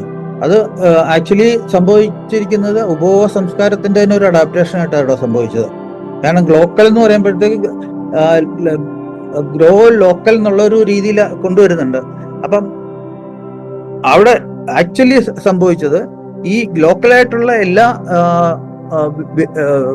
സ്പെഷ്യലൈസേഷനെയും ഇവര് ഏറ്റെടുത്തുകൊണ്ട്, അതായത് ഉപഭോഗ സംസ്കാരത്തിൽ അത് ഇൻവോൾവ് ചെയ്തുകൊണ്ട് ആ ലോക്കൽ ആയിട്ടുള്ള സ്പെഷ്യലൈസ്ഡ് ആയിട്ടുള്ള പ്രോഡക്റ്റ് കൊടുത്തു കഴിഞ്ഞാൽ അവിടെ അതിന്റെ മാർക്കറ്റിംഗ് നടത്താമെന്നുള്ള രീതിയിലുള്ളൊരു അതാണ് ആ ലോക്കൽ മൂവ്മെന്റ് ശരിയല്ല എന്ന് പറയാനുള്ള കാരണം. അപ്പൊ നമ്മൾ ഇവിടെ പറയുന്നത് ഈ ലോക്കൽ ഗുണഭോഗത്തിനനുസൃതമായിട്ട് വിതരണ നിശകൾ കൽപ്പന ചെയ്ത് പ്രാവർത്തികമാക്കുക എന്നുള്ളതാണ്. അപ്പൊ ഗുണഭോഗം എന്ന് പറയുന്നത് തന്നെ ഈ ജീവന്റെ ആയിട്ടുള്ള നിയമമാണ് ഈ ഗുണഭോഗം എന്ന് പറയുന്നത്. ഗുണഭോഗത്തില് ഈ ആവശ്യവും പ്രാധാന്യമാണ് അവിടെ നോക്കുന്നത്. ഇതിന് എന്ത് ആവശ്യമുണ്ട്, അതിന്റെ എന്തുമാത്രം ഇമ്പോർട്ടൻസ് ഉണ്ട്, അതിനനുസരിച്ചുള്ള ഡിസ്ട്രിബ്യൂഷനാണ് ഈ ഗുണഭോഗത്തിൽ ഉദ്ദേശിക്കുന്നത്. അപ്പം അത് തന്നെയാണ് പ്രകൃതിയിലെ ജൈവികതയിലും പറഞ്ഞിരിക്കുന്നത്. എല്ലാത്തിലും വേണ്ടിടത്ത് എത്തുക എന്നുള്ള ഒരു രീതിയിലാണ് വിതരണം നിർദ്ധാരണം ചെയ്തിരിക്കുന്നത്. അപ്പൊ ആ സുസ്ഥിരതയുടെ താക്കോല് തന്നെ അതിന്റെ ബേസിക് അടിസ്ഥാനമായിട്ടുള്ളൊരു ആവശ്യമാണ് ഗുണഭോഗത്തിലാണ് ഈ സുസ്ഥിരത എന്ന് പറയുന്നത്. അപ്പൊ അതുകൊണ്ട് നമ്മൾ ആ രീതിയിൽ ലോക്കലൈസ്ഡ് ആയിട്ട് നമ്മൾ ആ ഒരു ഇത് ഡെവലപ്പ് ചെയ്ത് വന്നു കഴിഞ്ഞാൽ മാത്രമേ ഈ ഇതിനെ മറികടക്കാൻ ഗ്ലോബലൈസേഷന്റെ എഫക്റ്റുകളെ മറികടക്കാൻ സാധിക്കുകയുള്ളൂ. അപ്പൊ ആ പ്രാദേശിക ആവശ്യകതയെ അടിസ്ഥാനമാക്കിയിട്ടുള്ള ഒരു സമ്പദ് വ്യവസ്ഥയാണ് പ്രകൃതിയും അതിന് അനുകൂലമായിട്ട് പ്രവർത്തിക്കുകയുള്ളൂ. കാരണം അതല്ലാത്തതൊന്നും കഴിഞ്ഞാൽ അത് പ്രകൃതിയിൽ പിന്നെ അതിന് സുസ്ഥിരമായിട്ട് നിൽക്കാൻ സാധ്യതയില്ല. അതിനനുസരിച്ചാണ് പോകുന്നത്. അപ്പൊ ഇനി നമ്മൾ ഈ പ്രാദേശികവൽക്കരണത്തിന്റെ പ്രയോജനങ്ങളെ മനസ്സിലാക്കാം. അതിൽ ഒന്ന് പരിസ്ഥിതി സുസ്ഥിരത. അപ്പൊ ഈ പരിസ്ഥിതി സുസ്ഥിരത എന്ന് പറഞ്ഞു കഴിഞ്ഞാൽ നമ്മള് ഈ ട്രാൻസ്പോർട്ടേഷൻ ലോക്കലായിട്ട് എല്ലാം ഉണ്ടാക്കാനല്ലോ. സ്വയം പര്യാപ്തത ലോക്കലായി കഴിഞ്ഞാൽ ട്രാൻസ്പോർട്ടേഷന്റെ ആണ് ഏറ്റവും കൂടുതൽ അഡ്വാൻറ്റേജ് വരുന്നത്. ഇപ്പം ലോകത്തിൽ പലയിടത്തും നടക്കുന്നുണ്ട്. ഈ ഒരു അറ്റത്തുനിന്നും മറ്റേ അറ്റം വരെ ഇത് ഷിപ്പിലും മറ്റും കൊണ്ടുപോയി അവിടുന്ന് പ്രോസസ്സ് ചെയ്ത് തിരിച്ചു കൊണ്ടുവരുന്നത്. അതുപോലെ തന്നെ നമ്മളിപ്പം ജോലി ചെയ്യുന്നിടത്താണെങ്കിലും ജോലി ചെയ്യുന്നതിന് മറ്റു സ്ഥലങ്ങളിലേക്ക് പോകേണ്ടി വരുന്നു. അവിടെ ആണെങ്കിലും താമസിക്കുന്ന സ്ഥലവും ഇതുമായിട്ട് ഒത്തിരി ദൂരമുണ്ട്. അതേസമയം നമ്മൾ ലോക്കലാണെന്നുണ്ടെങ്കിൽ ഈ സംഗതികളെല്ലാം ഈ ദൂര ഗതാഗതത്തിന്റെ ആവശ്യകത ഇല്ലാതെ വരും. അതിൽ നിന്ന് വളരെയധികം വ്യത്യാസം ഉണ്ടാകും. രണ്ടാമത് സാമ്പത്തികമായിട്ടുള്ള പ്രതിരോധം. നമ്മുടെ ആഗോള സാമ്പത്തിക വ്യവസ്ഥകളെ ആസ്പദമാക്കിയാണ് നമ്മൾ എല്ലാം ഇവിടെ കാണുന്നത്. അപ്പൊ അതുകൊണ്ട് പ്രാദേശിക ബിസിനസ്സുകളെ നമ്മൾ പിന്തുണച്ചുകൊണ്ട് അതിനെ പ്രാദേശികമായിട്ടുള്ള സാമ്പത്തിക വ്യവസ്ഥ കൂടുതൽ ആരോഗ്യകരമാക്കി കൊണ്ടുവരിക എന്നുള്ളതാണ്. അത് സാധിക്കും. പിന്നെ സാംസ്കാരിക നമ്മുടെ ലോക്കലായിട്ടുള്ള സംസ്കാരത്തെ എല്ലാം ഇപ്പോൾ അടിച്ച് അമർത്തിക്കൊണ്ടിരിക്കുന്ന സമയത്ത് നമ്മൾ അതിനെ പ്രൊട്ടക്ട് ചെയ്യാനുള്ള സംരക്ഷിക്കാനുള്ള ഒരു ഇതിൽ എത്തും. പിന്നെ ഈ മെച്ചപ്പെട്ട ഭക്ഷണ സമ്പ്രദായങ്ങൾ. നമ്മൾ പ്രാദേശികമാണ് നമ്മുടെ ശരീരഘടനയ്ക്ക് ഏറ്റവും ഉത്തമം എന്നുള്ളത് നമ്മൾ പറയാറുണ്ട് എപ്പോഴും. അപ്പൊ ആ ഒരു ഇതിന് ഏറ്റവും നല്ലത് പ്രാദേശികമായിട്ട് നമ്മൾ ഭക്ഷ്യ ഉൽപാദനം ഏറ്റെടുക്കുക എന്നുള്ളതാണ്. അത് ഇപ്പം ഈ നമ്മൾ ഇവിടെ ഇക്കോ വില്ലേജ് പോലുള്ള പദ്ധതികൾ അതിൽ വളരെയധികം പ്രയോജനം ചെയ്യും. പിന്നെ സാമൂഹിക ഐക്യം. പ്രാദേശികമായിട്ടുള്ള സമ്പദ് വ്യവസ്ഥ ശക്തിപ്പെട്ട് കഴിഞ്ഞാൽ സാമൂഹികമായിട്ടുള്ള ഒരു യോജിപ്പും ഐക്യവും ഒക്കെ ഉണ്ടാകാനുള്ള വളരെയധികം സാധ്യതയുണ്ട്. അപ്പൊ ഇതിന്റെ ഒരു പ്രയോജനമായിട്ട് വരുന്നുണ്ട്. അപ്പൊ ഇനിയിപ്പോ എന്താ ചെയ്യാന്നുള്ള സമീപനങ്ങൾ എന്തൊക്കെ വേണമെന്നുള്ള. അപ്പോൾ പ്രാദേശിക ബിസിനസ്സുകളെ പിന്തുണയ്ക്കാനായിട്ട് ഈ പ്രാദേശികമായിട്ടുള്ള എല്ലാ സംരംഭങ്ങളെയും നമ്മൾ പിന്തുണയ്ക്കാൻ നോക്കുക. ബഹുരാഷ്ട്ര അതായത് മൾട്ടിനാഷണൽസിൽ നിന്നുള്ള പ്രൊഡക്ട്സിനെ നമ്മൾ കഴിയുന്നതും അവോയ്ഡ് ചെയ്തിട്ട് ഇവിടെ ലോക്കലായിട്ടുള്ള പ്രൊഡ്യൂസേഴ്സിൽ നിന്ന് വാങ്ങാനുള്ള ഒരു നമ്മൾ നീക്കം നടത്തിയെങ്കിൽ അത് വളരെ അധികം പ്രയോജനം ചെയ്യും. അതുപോലെ തന്നെ പ്രാദേശികമായിട്ടുള്ള കർഷകരുടെ വിപണികള്, ഫാർമേഴ്സ് മാർക്കറ്റ് എന്ന് പറയുന്ന പോലുള്ള ഈ പ്രാദേശികമായിട്ട് ഉണ്ടാക്കുന്ന ഭക്ഷണ അതിന്റെ മാർക്കറ്റുകളിൽ നിന്ന് വാങ്ങിക്കുക, സഹകരണ സംഘങ്ങളിൽ നിന്ന് വാങ്ങിക്കുക, അങ്ങനെയുള്ള. അതുപോലെ തന്നെ കമ്മ്യൂണിറ്റി ബാങ്കിങ്ങിന് സമ്പദ് വ്യവസ്ഥയും നമ്മൾ ആഗോള സമ്പദ് വ്യവസ്ഥയിൽ നിന്ന് മാറിയിട്ട് ഒരു ലോക്കൽ സമ്പദ് വ്യവസ്ഥ ഉണ്ടാക്കാനുള്ള ഒരു ശ്രമം നടത്തേണ്ടി വരും. പിന്നെ അതുപോലെ തന്നെയാണ് ഈ ഊർജം നമ്മൾ ഈ ഗ്രിഡിനെ ആശ്രയിക്കാതെ കഴിയുന്നതും പുനരുപയോഗിക്കാവുന്ന രീതിയിലുള്ള സോളാറും അതുപോലുള്ള ഊർജ വ്യവസ്ഥകളെ നമ്മൾ ആശ്രയിക്കാൻ നോക്കുക. പിന്നെ ചെറുകിട ബിസിനസ്സുകളെ നമ്മൾ പ്രൊട്ടക്ട് ചെയ്യാനുള്ള രീതിയിലുള്ള പോളിസി നിർമ്മാണമൊക്കെ അതിനുള്ള ഇത് നടത്തുക. അങ്ങനെ പല വിധത്തിലും നമ്മൾ ഈ പ്രാദേശികതയെ നമ്മൾ മുന്നോട്ട് കൊണ്ടുവരാനാണ് നോക്കേണ്ടി ആയിട്ടാണ് നമ്മൾ പറയുന്നത്. അപ്പൊ അടുത്തത് നമ്മൾ ഈ പ്രാദേശികതയുടെ അതില് നമ്മൾ ഗ്രാമസ്വരാജ് എന്നുള്ളൊരു നമ്മൾ ആശയമുണ്ട്. ഗാന്ധിജി കൊണ്ടുവന്ന ആശയമാണ്. ആ ആശയത്തിന്റെ പേരിലാണ് ഈ ഇന്നത്തെ പഞ്ചായത്ത് രാജും ഒക്കെ വന്നതെങ്കിലും അവിടെ എന്താ സംഭവിച്ചതെന്ന് വെച്ചാൽ നമ്മുടെ ജീവന്റെ മൂല്യങ്ങളെ അതിൽ ഊന്നിയിട്ടുള്ള ഒരു ഭരണമായിരുന്നു അദ്ദേഹം മനസ്സിൽ കണ്ടത്. പക്ഷെ ഇന്നത് നമ്മൾ വ്യക്തിപരതയിലോട്ട് മാറി സ്വാർത്ഥ താല്പര്യങ്ങൾക്ക് മാറിയപ്പോഴത്തേക്ക് അതിന്റെ എഫക്റ്റ് ഇല്ലാതായി വന്നു.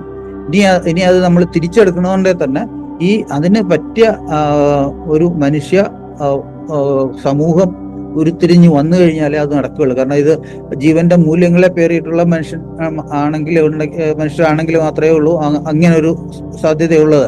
അപ്പൊ അല്ലെന്നുണ്ടെങ്കിൽ തന്നെ നമ്മൾ വീണ്ടും മറ്റു ഉപരിവ്യവസ്ഥകൾ, അതായത് ഇപ്പം നമ്മൾ ലോകം കൺട്രോൾ ചെയ്തുകൊണ്ടിരിക്കുന്ന ആൾക്കാരുടെ വിധേയത്തിലായിട്ട് അവിടെ തന്നെ അടിമകളായിട്ട് തുടരാനാണ് സാധ്യതയുള്ളത്. അപ്പൊ ഇതെല്ലാം നമ്മൾ മനസ്സിലാക്കി അതിന്റെ ഒരു രീതിയിൽ നമ്മളിതിനെ മാറ്റിയെടുത്തെങ്കിൽ മാത്രമേ ഈ ലോക്കലൈസേഷൻ നടക്കുകയുള്ളൂ. ലോക്കൽ ആയിട്ട് ആകാനുള്ള ശ്രമങ്ങൾ തുടരുക, എല്ലാവരെയും അതിന്റെ ഇമ്പോർട്ടൻസ് മനസ്സിലാക്കുക എന്നുള്ളതാണ് എനിക്ക് പറയാനുള്ളത്. നന്ദി, നമസ്കാരം. ലോക്കലൈസ് ഫ്യൂച്ചർ എന്ന് പറയുന്ന ഒരു ആശയത്തിന്റെ ഒരു പ്രാഥമിക രൂപം, ഒരു വിശകലനം നല്ല രീതിയിൽ ഓർഗനൈസേഷൻ നമുക്ക് തന്നു. അപ്പോ ഇനി നമുക്കെന്ത് ചെയ്യാം എന്നുള്ള കാര്യവും അദ്ദേഹം സൂചിപ്പിച്ചു. ഞങ്ങൾ എന്ത് ചെയ്യുന്നു എന്നുള്ളത് പറയാം. അപ്പോ നിങ്ങൾക്ക് അതിന്റെ കൂടെ കൂടാമോ, അല്ലെങ്കിൽ നിങ്ങൾക്ക് എന്തെങ്കിലും ചെയ്യാമോ എന്നുള്ളത് കൂടെ നമുക്ക് ചിന്തിച്ചിട്ട് നമുക്കതിന്റെ നിരൂപണത്തിലേക്ക് കിടക്കാം. ഞങ്ങൾ ചെയ്യുന്നത്, ഞങ്ങൾ ഒരു സുസ്ഥിര ജീവന സമൂഹത്തെ രൂപീകരിച്ചു കൊണ്ടിരിക്കുകയാണ്. ഇതിനുള്ള ശ്രമങ്ങൾ തുടങ്ങിയിട്ട് ഒരുപാടായി. ഞാൻ ഇന്ന് നടന്ന ഒരു അനുഭവം പറയാം. നേരത്തെ പരിസ്ഥിതിയിലും ഈ സ്വരാജിലുമൊക്കെ പ്രവർത്തിച്ചു കൊണ്ടിരുന്ന ഒരു ചേട്ടൻ, ആ ചേട്ടൻ ഒരു പരിസ്ഥിതി ദിന പരിപാടിക്ക് വേണ്ടിയിട്ടുണ്ടാക്കിയ ഒരു ഗ്രൂപ്പ്. ആ ഗ്രൂപ്പിൽ ഇങ്ങനെ കേരളത്തിലെ ഒരുപാട് പരിസ്ഥിതി പ്രവർത്തകർ വന്നു ചേർന്നത്. അപ്പൊ അതിനകത്ത് നമ്മളിങ്ങനെ നേച്ചർ ക്യാമ്പിന്റെ കാര്യവും ഈ പ്രാദേശികതയുടെ കാര്യവും ഒക്കെ സൂചിപ്പിച്ചുകൊണ്ടുള്ള നമ്മുടെ പരിപാടികളിലെ ലിങ്കുകൾ ഇട്ടപ്പോൾ ഇന്ന് ഞാൻ ഈ പരിപാടിയെ കുറിച്ചുള്ള പോസ്റ്റ് ഇട്ടപ്പോൾ, ഇത് ഒരു പരിസ്ഥിതി ഗ്രൂപ്പാണ്. ഇവിടെ ഇത്തരം കാര്യങ്ങൾ ഇങ്ങനെ തുടർച്ചയായിട്ട് ഇടുന്നത് മറ്റുള്ളവർക്കൊക്കെ ഒരുപാട് ബുദ്ധിമുട്ടുണ്ടാക്കും എന്ന് അദ്ദേഹം പറഞ്ഞു. നിങ്ങൾ ഡി പി കോളേജിനെ കുറിച്ചൊക്കെ പറയുന്ന ആളുകളാണെന്ന് അറിയാം, പക്ഷെ ഇത് മറ്റുള്ളവർക്ക് അറിയില്ല, അതുകൊണ്ട് മറ്റുള്ളവർക്ക് ബുദ്ധിമുട്ടുണ്ടാക്കും എന്ന് പറഞ്ഞു. പ്രാദേശികരണം എന്ന് പറയുന്നത് പരിസ്ഥിതിയുമായി ബന്ധമില്ലാത്തൊരു കാര്യമാണെന്ന് ധരിക്കുന്ന പരിസ്ഥിതി പ്രവർത്തകരുള്ള കേരളമാണിത്. ഇവിടെയാണ് നമ്മൾ സാധാരണക്കാർക്കിടയിലേക്ക് ഈ ആശയത്തെ ഇട്ട് കൊടുക്കുന്നത്. സാധാരണ ഇപ്പൊ നമ്മൾ ഫ്രൈഡേ വിസ്ഡം എന്നുള്ളൊരു പരിപാടി ഈ സമയത്ത് സംഘടിപ്പിക്കുമ്പോൾ നമ്മൾ ഈ മനുഷ്യർക്ക് പ്രയോജനമുണ്ടെന്ന് അവർക്ക് തോന്നുന്ന ചില വിഷയങ്ങൾ ഇട്ട് കൊടുക്കുമ്പോൾ, പണം എങ്ങനെ ഉണ്ടാക്കാം, തലവരെ എങ്ങനെ മാറ്റാം എന്നൊക്കെ നമ്മളിങ്ങനെ പറഞ്ഞു കഴിഞ്ഞാൽ കുറെ ആളുകൾ ഓടിക്കൂടും. ഇന്ന് ഈ ഒരു വിഷയത്തെ നമ്മൾ ജനസമക്ഷം അവതരിപ്പിച്ചപ്പോൾ അത് അവരുടെ വിഷയമായിട്ട് ആർക്കും തോന്നിയിട്ടില്ല. അതുകൊണ്ടാണ് ഇവിടെ വളരെ ചുരുക്കം ആളുകൾ മാത്രം വന്നിരിക്കുന്നത്. അപ്പോ ഈ പ്രാദേശികരണം എന്ന് പറയുന്നത്, നമ്മൾ ലോക്കലാവുക എന്ന് പറയുന്നത് നമ്മുടെ നിലനിൽപ്പിന് വേണ്ടിയാണ് എന്ന് മിക്കവർക്കും മനസ്സിലാവുന്നില്ല. നമ്മുടെ നിലനിൽപ്പിന് വേണ്ടി എന്ന് പറയുമ്പോൾ, കഴിഞ്ഞ ലോക്ക്ഡൌൺ വന്നപ്പോ അരി സർക്കാരിന്റെ കയ്യിൽ നിന്നും കിട്ടിയപ്പോ, റേഷൻ കടയിലൂടെ നമുക്ക് കുറെ സപ്ലൈസ് വന്നു കഴിഞ്ഞപ്പോൾ, കിറ്റുകളൊക്കെ കിട്ടിയപ്പോൾ നമ്മൾ വളരെ ആശ്വസിച്ചു. കാരണം നമുക്ക് ബുദ്ധിമുട്ടേണ്ട കാര്യമില്ലല്ലോ എന്ന് കരുതി. ഇതിലും വലിയ ലോക്ക്ഡൌണുകൾ വരാനിരിക്കുന്നേ ഉള്ളൂ. കാരണം ലോക്ക്ഡൌൺ വന്നത് കൊറോണയുടെ പേരിൽ ചാർത്തി എന്നേ ഉള്ളൂ. ലോക്ക്ഡൌൺ എന്നുള്ളത് വേറൊരു പ്രോഗ്രാമാണ്. ലോകത്തെ മുഴുവൻ നിയന്ത്രിക്കാനുള്ള അതോറിറ്റേറിയൻസിന്റെ ഒരു പ്രോഗ്രാമാണ് ഈ ലോക്ക്ഡൌൺ എന്ന് പറയുന്നത്. അതിലും വലിയ ലോക്ക്ഡൌണുകൾ ഇനി വന്ന് 2030 ആകുമ്പോഴേക്കും ടോട്ടൽ റീസെറ്റ് നടത്തി പുതിയ ലോകക്രമം ഇവിടെ നടപ്പിലാക്കാനുള്ള പരിപാടികൾ നടന്നുകൊണ്ടിരിക്കുമ്പോൾ നമുക്ക് ചന്തയെ ആശ്രയിച്ചുകൊണ്ട്, ചന്ത എന്ന് വെച്ച് കഴിഞ്ഞാൽ നമ്മുടെ നാട്ടിൻപുറത്തെ ചന്തയല്ല കേട്ടോ, നമ്മൾ പൊതു മാർക്കറ്റിനെ ആശ്രയിച്ചുകൊണ്ടുള്ള ഒരു ജീവിത വ്യവസ്ഥ ഇനി മുൻപോട്ട് പോകുവാൻ കഴിയില്ല എന്നുള്ളൊരു അവസ്ഥയുണ്ട്.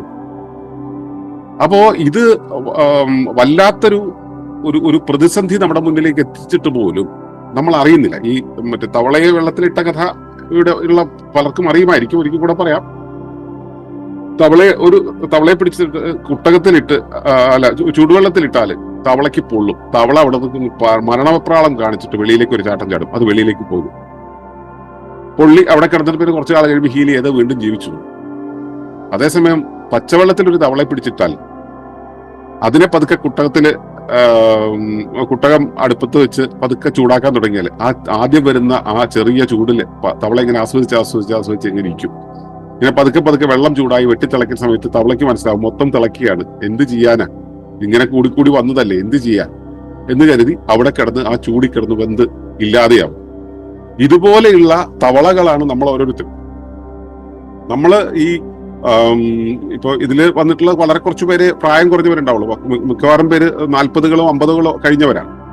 അപ്പൊ നമ്മളൊക്കെ ഉണ്ടായി വളർന്ന ഒരു കാലത്ത് ഉണ്ടായിരുന്ന അവസ്ഥയിൽ നിന്നും അനുദിനം സാങ്കേതിക വിദ്യകള്, ലോകക്രമങ്ങളെല്ലാം ഇങ്ങനെ മാറി മാറി പുതിയ നിയമങ്ങൾ, പുതിയ രീതികൾ, പുതിയ പദ്ധതികൾ, പുതിയ ഫാഷനുകൾ, പുതിയ പാറ്റേണുകൾ, പുതിയ എന്താ പറയാ ബ്രാൻഡുകളൊക്കെ ഇങ്ങനെ വന്ന് നമ്മൾ പുതിയൊരു അവസ്ഥയിലെത്തി നിൽക്കുക. അപ്പോ നമ്മൾ ഇനി ആരെങ്കിലും ഒക്കെ തിരിച്ചു പോകണമെന്ന് വിചാരിച്ചാൽ നമ്മുടെ അനുബന്ധങ്ങളുണ്ട്. നമ്മുടെ കുടുംബം, നമ്മുടെ മക്കള്, നമ്മുടെ ബന്ധുക്കള്, നമ്മുടെ തൊഴിലിടപാടുകൾ, ഇങ്ങനെയുള്ള കാര്യങ്ങളെല്ലാം നമ്മളെ കുരുക്കി നിർത്തും. ഇതിൽ നിന്ന് ഊരിപ്പോവുക അത്ര എളുപ്പമല്ല. നമുക്ക് മനസ്സിലാവുന്നുണ്ട് കരയിലാണ് എത്തേണ്ടത്, നമ്മൾ പക്ഷെ നടുക്കടലിലാണ് കിടക്കുന്നത്. കരയെത്തും വരെ ഈ വെള്ളത്തിൽ കിടന്ന് നീന്തേണ്ടുന്ന ഒരു വല്ലാത്ത ഗതികേട് നമുക്ക്. അപ്പൊ ഈ ഗതികേടിന്റെ തുമ്പത്ത് പിടിച്ചിട്ട് നിൽക്കുമ്പോ അടുത്ത ലോക്ക്ഡൌണുകൾ, കാലാവസ്ഥാ വ്യതിയാനം, പിന്നെ പുതിയ പോളിസികൾ വെച്ചാൽ നമ്മുടെ നാടിനെ മുച്ചൂടും മുടിക്കുന്ന രീതിയിലുള്ള പോളിസികൾ ഇവിടെ വന്നിട്ട് പോലും നമ്മൾക്ക് ഒരാൾക്ക് പോലും ഒന്നും മിണ്ടാൻ തോന്നുന്നില്ല. വളരെ വിരലിലുണ്ടാവുന്ന ആളുകളാണ് അതിനൊക്കെ എതിരെ പ്രതികരിക്കുന്നത്. ഇപ്പൊ ഉദാഹരണത്തിന് ആരോഗ്യ ബില്ല്. അപ്പൊ ഇതൊക്കെ നമ്മുടെ ആ സോവറിനിറ്റിയെ കംപ്ലീറ്റ് ആയിട്ടും ചോദ്യം ചെയ്യുന്ന രീതിയിലാണ്, നമ്മുടെ ഭരണഘടനാപരമായ നമുക്ക് കിട്ടിയിട്ടുള്ള സ്വാതന്ത്ര്യത്തെ പോലും പൂർണ്ണമായും ചോദ്യം ചെയ്യുന്ന രീതിയിലായി തീർന്നിട്ടും വിദേശ പോളിസികൾ നമ്മുടെ മുകളിൽ അടിച്ചേൽപ്പിക്കുന്ന പലതും ഒക്കെ സ്വാഭാവികമായി സംഭവിക്കുന്നു എന്നുള്ള ഭാവത്തിലാണ് നമ്മുടെ മുന്നിൽ നടന്നുപോയിക്കൊണ്ടിരിക്കുന്നത്. അതൊക്കെ അങ്ങനെ വന്നു. ഇനിയിപ്പോ നമ്മൾ എന്ത് ചെയ്യാൻ, എല്ലാവരും ചെയ്യുന്നു, നമ്മൾ ചെയ്തു. ഇപ്പൊ നമ്മുടെ വീട്ടിൽ കറണ്ട് പോയി അടുത്ത വീട്ടിൽ കറണ്ട് പോയി കഴിഞ്ഞാൽ നമുക്ക് സമാധാനമാണല്ലോ. അടുത്ത വീട്ടിലും കറണ്ട് പോയി, പിന്നെ നമുക്ക് എന്താ കുഴപ്പം എന്നുള്ള രീതിയിലാണ് കറണ്ട് പോകുന്നു എന്നുള്ള ഒരു അവസ്ഥയെ നമ്മൾ അഡ്രസ്സ് ചെയ്യുന്നത്. അപ്പോ ഇനി നമ്മൾ എങ്ങോട്ടാണ് പോകേണ്ടത്? നമുക്ക് വേണ്ടുന്ന മുഴുവൻ വിഭവങ്ങളും വിദേശത്തു നിന്ന് വരുന്നു. വിദേശം എന്ന് വെച്ചാൽ സ്വദേശമല്ലാത്തതെല്ലാം വിദേശം. സ്വദേശം എന്ന് വെച്ച് കഴിഞ്ഞാൽ കാശ്മീരിന്റെ അതിര് കഴിഞ്ഞാൽ വിദേശവും കാശ്മീരിന്റെ അകം സ്വദേശവും എന്ന് കരുതുന്ന ഒരു ദേശീയ ബോധം നമുക്കുണ്ട്. ഇത് എപ്പോൾ മുതലാണ് ഉണ്ടായത്? 1947 നമ്മുടെ നാട്ടുരാജ്യങ്ങളെ മുഴുവൻ മുച്ചൂടും ഇല്ലാതെയാക്കിയിട്ട്, പ്രാദേശിക സ്വഭാവം മുഴുവൻ ഇല്ലാതെയാക്കിയിട്ട് ഇതിനെ ഒരു കേന്ദ്രീകൃത സംവിധാനത്തിനകത്തേക്ക് കൊണ്ടുവന്നപ്പോൾ ഉണ്ടായ ബോധമാണ് നമ്മുടെ ദേശീയ ബോധം. സത്യത്തിൽ ഞാൻ ഇവിടെ ജീവിക്കുന്ന സമയത്ത് ശരിക്കും പ്രകൃതിയുടെ നിയമങ്ങളെ കൃത്യമായിട്ട് പഠിച്ചാൽ മാത്രമേ ഇതെല്ലാം മനസ്സിലാവുള്ളൂ. പ്രകൃതി എന്ന് പറയുന്നത് നമ്മുടെ ഇൻസ്ട്രുമെന്റൽ വാല്യൂസ്, അതായത് എനിക്ക് വേണ്ടുന്ന വിഭവങ്ങളുടെ ആകത്തുകയാണ് പ്രകൃതി എന്ന് കരുതുന്ന ഒരവസ്ഥയ്ക്ക് പകരം ഞാൻ ഭാഗമായിരിക്കുന്ന, എന്നെ പേറിയിരിക്കുന്ന ഒരു മഹാഗർഭപാത്രമാണ് ഈ പ്രകൃതി എന്ന് മനസ്സിലാക്കാനായാൽ അപ്പോഴാണ് നമുക്ക് പ്രകൃതി എന്നുള്ള സംവിധാനത്തെ കൃത്യമായിട്ട് മനസ്സിലാവുക. എന്റെ കണ്ണിന്റെ സ്ഥാനത്തും മൂക്കിന്റെ സ്ഥാനത്തും കൈയുടെ സ്ഥാനത്തും പ്രതിഷ്ഠിച്ചിട്ടുള്ളത് പോലെ പ്രകൃതിയിൽ എന്നെ കൃത്യമായിട്ടാണ് ഒരിടത്ത് പ്രതീക്ഷിച്ചിട്ടുള്ളത്. ഇവിടെ എനിക്ക് ചുറ്റുമുള്ള, ഇപ്പൊ എന്റെ കയ്യിലേക്ക് വേണ്ടുന്ന എല്ലാ നിയന്ത്രണങ്ങളും വിഭവങ്ങളും എല്ലാം കൈയുടെ പരിസരത്ത് വിന്യസിച്ചിട്ടുള്ളത് പോലെ എനിക്ക് വേണ്ടുന്ന വിഭവങ്ങൾ എന്റെ പരിസരത്ത് തന്നെയാണ് വിന്യസിച്ചിട്ടുള്ളത്. ഞാനൊരു ആഗോള പൗരഭാവം നടിച്ചിട്ട് എന്റെ വിഭവങ്ങളെല്ലാം അമേരിക്കയിൽ നിന്നും ജർമ്മനിയിൽ നിന്നും വരേണ്ടതാണെന്ന് ഞാൻ തീരുമാനിച്ചു കഴിഞ്ഞാൽ യഥാർത്ഥത്തിൽ നമ്മുടെ വേരുകൾ അറ്റുപോയി എന്ന് തന്നെയാണ് മനസ്സിലാക്കേണ്ടത്. പ്രകൃതിയുടെ ഘടനയ്ക്കനുസരിച്ച് ഓരോ പ്രദേശത്തും ഓരോ ജീവിക്കും സ്ഥാനമുണ്ട്, ജീവിക്കാനുള്ള ഉത്തരവാദിത്തമുണ്ട്. ആ ഉത്തരവാദിത്തം നിർവഹിക്കണമെങ്കിൽ പ്രാദേശിക വിഭവങ്ങളെയും പ്രാദേശിക സങ്കേതങ്ങളെയും ഉപയോഗിച്ചുകൊണ്ട് ജീവിക്കാനുള്ള ഒരു അവസ്ഥ നമുക്ക് ഉണ്ടാവണം. ഈ അവസ്ഥയെ അതുപോലെ തന്നെ പ്രാദേശികമായിട്ട് എന്റെ സ്ഥലത്ത് എന്തു വേണമെന്ന് തീരുമാനിക്കാനുള്ള അവകാശം എനിക്കാണ്. ആ എന്റെ അവകാശത്തെ ജനീവയിൽ ഇരുന്ന് തീരുമാനിക്കുന്ന ഒരു അവസ്ഥയിലേക്ക് പോകുമ്പോൾ നമുക്ക് എന്താണ് ഇനി ബാക്കിയുണ്ടാവുക? ഇപ്പൊ നമ്മള് 70-കളിലോ 60-കളിലോ 80-കളിലോ ജനിച്ചവരാണെങ്കിൽ ഇപ്പോൾ 2000-ന് ശേഷം ജനിച്ച ആളുകളുടെയൊക്കെ ഒരു ജീവിത പദ്ധതി എന്തായിരിക്കും? അവർക്ക് ഇനി കിട്ടാൻ പോകുന്ന ഒരു ഭാവി ഭൂമിക എന്തായിരിക്കും എന്നത് ആലോചിക്കുക. നമ്മുടെ മക്കൾ, അവരുടെ കുട്ടികൾ, അവർക്ക് ഉണ്ടാകാൻ പോകുന്ന ഒരു ഭൂമിക എന്തായിരിക്കും മനസ്സിലാക്കുക. നമ്മൾ അവരെയൊക്കെ ഇപ്പൊ തന്നെ ചെറിയ യന്ത്രങ്ങൾ കൊടുത്ത് അതിൽ തോണ്ടിക്കൊണ്ടിരിക്കാനുള്ള ഒരു പാഠമാണ് പഠിപ്പിച്ചു കൊടുത്തിട്ടുള്ളത്. എല്ലാ വീട്ടിലും മൊബൈലുകളുണ്ട്. മൊബൈലുകൾ ഇല്ലാതെ നമുക്ക് ജീവിക്കാൻ പറ്റില്ല എന്നുള്ള സാഹചര്യം നമ്മെ ഭരിക്കുന്നവർ ഉണ്ടാക്കി വെച്ചിട്ടുണ്ട്. അതിനെ ആശ്രയിച്ചുകൊണ്ട് നമ്മൾ ആഗോള സംവിധാനത്തെ ഈ ഒരു കുഞ്ഞു വിട്ടിപ്പെട്ടിയിലൂടെ നമ്മളിലേക്ക് എത്തിക്കുന്നു. അത് വിട്ടിപ്പെട്ടിയല്ല, അത് വളരെയധികം ബുദ്ധിയുള്ള പെട്ടിയാണെന്ന് പിന്നീടാണ് നമ്മൾ മനസ്സിലാക്കുക. കാരണം അത് നമ്മുടെ മസ്തിഷ്കത്തെ, നമ്മുടെ ചിന്തയെ, നമ്മുടെ ചിന്താപദ്ധതി, ജീവിതത്തെ പൂർണ്ണമായിട്ടും നിയന്ത്രിക്കുന്നു.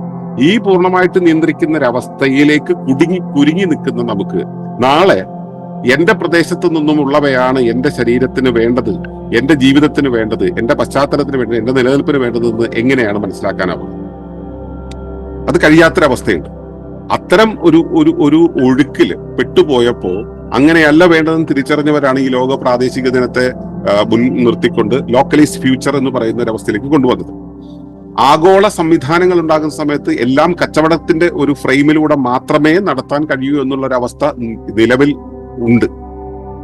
അതിനു പകരം എന്റെ വിഭവങ്ങൾ, എന്റെ സങ്കേതങ്ങൾ, എന്റെ തീരുമാനങ്ങൾ, എന്റെ അവകാശങ്ങൾ, എന്റെ അർഹതകൾ എന്നുള്ളതെല്ലാം എന്റെ പ്രദേശത്ത് ഉണ്ടാക്കേണ്ടതാണെന്നുള്ള ഒരു പദ്ധതിയിലേക്ക് നമ്മൾ പോകേണ്ടതുണ്ട്.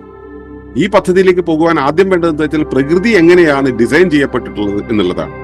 നമ്മൾ പ്രകൃതി എന്ന് പറയുന്നത് നമ്മുടെ ഒരു റിസോഴ്സ് സെന്റർ ആയിട്ട് മാത്രം മനസ്സിലാക്കുന്ന സമയത്ത് എന്റെ ജീവിതത്തിന്റെ ഓരോ ശ്വാസവും, ഞാൻ ഉപയോഗിക്കുന്ന ഓരോ വിഭവവും, ഞാൻ ഇപ്പോൾ ഉപയോഗിച്ചിട്ടിരിക്കുന്ന സൂമും ക്യാമറയും വരെ പ്രകൃതിയുടെ ഭാഗമാണെന്ന് നമ്മൾ തിരിച്ചറിയുകയും അതിന്റെ ബഹുക്രമത അഥവാ കോംപ്ലക്സിറ്റി എന്നുള്ള സംഭവമുണ്ട്. എല്ലാം തമ്മിൽ പരസ്പരം കണക്ട് ചെയ്ത് നിൽക്കുന്ന ഒരവസ്ഥ. ഈ കണക്ടിവിറ്റിയെ ഭേദിച്ചുകൊണ്ടാണ് നമ്മൾ ഈ ഓരോ സങ്കേതങ്ങളെയും ഉപകരണങ്ങളെയും പുതിയ പോളിസികളെയും ഒക്കെ ഇവിടെ നടപ്പിലാക്കുന്നത്. ആരോഗ്യം, കൃഷി, വിദ്യാഭ്യാസം എല്ലാ മേഖലകളും ഇവിടെ നടപ്പിലാക്കിയിട്ടുള്ളത് ഈ പ്രകൃതിയുടെ നിയമങ്ങളെ പൊളിച്ചടുക്കിക്കൊണ്ടാണ്.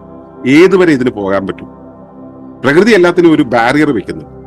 അപ്പോൾ നമുക്ക് ചൂട് താങ്ങുന്നതിന് ഒരു പരിധിയുണ്ട്. ചെറിയ ചൂടൊക്കെ നമ്മൾ താങ്ങും. ഒരു ടംബ്ലർ ചൂടുവെള്ളം കയ്യിലെടുത്തു കഴിഞ്ഞാൽ അത് നമുക്ക് താങ്ങാവുന്നതാണെങ്കിൽ നമ്മൾ കയ്യിലെടുക്കും. അതിനും അപ്പുറത്തേക്ക് പോയി നമ്മൾ താഴെ വയ്ക്കും. കൂടുതൽ ചൂടുള്ളതാണെന്ന് വെച്ചാൽ നമ്മൾ പിടിച്ചപ്പോൾ തന്നെ കൈപൊള്ളി നമ്മുടെ കയ്യിൽ നിന്ന് പോവും.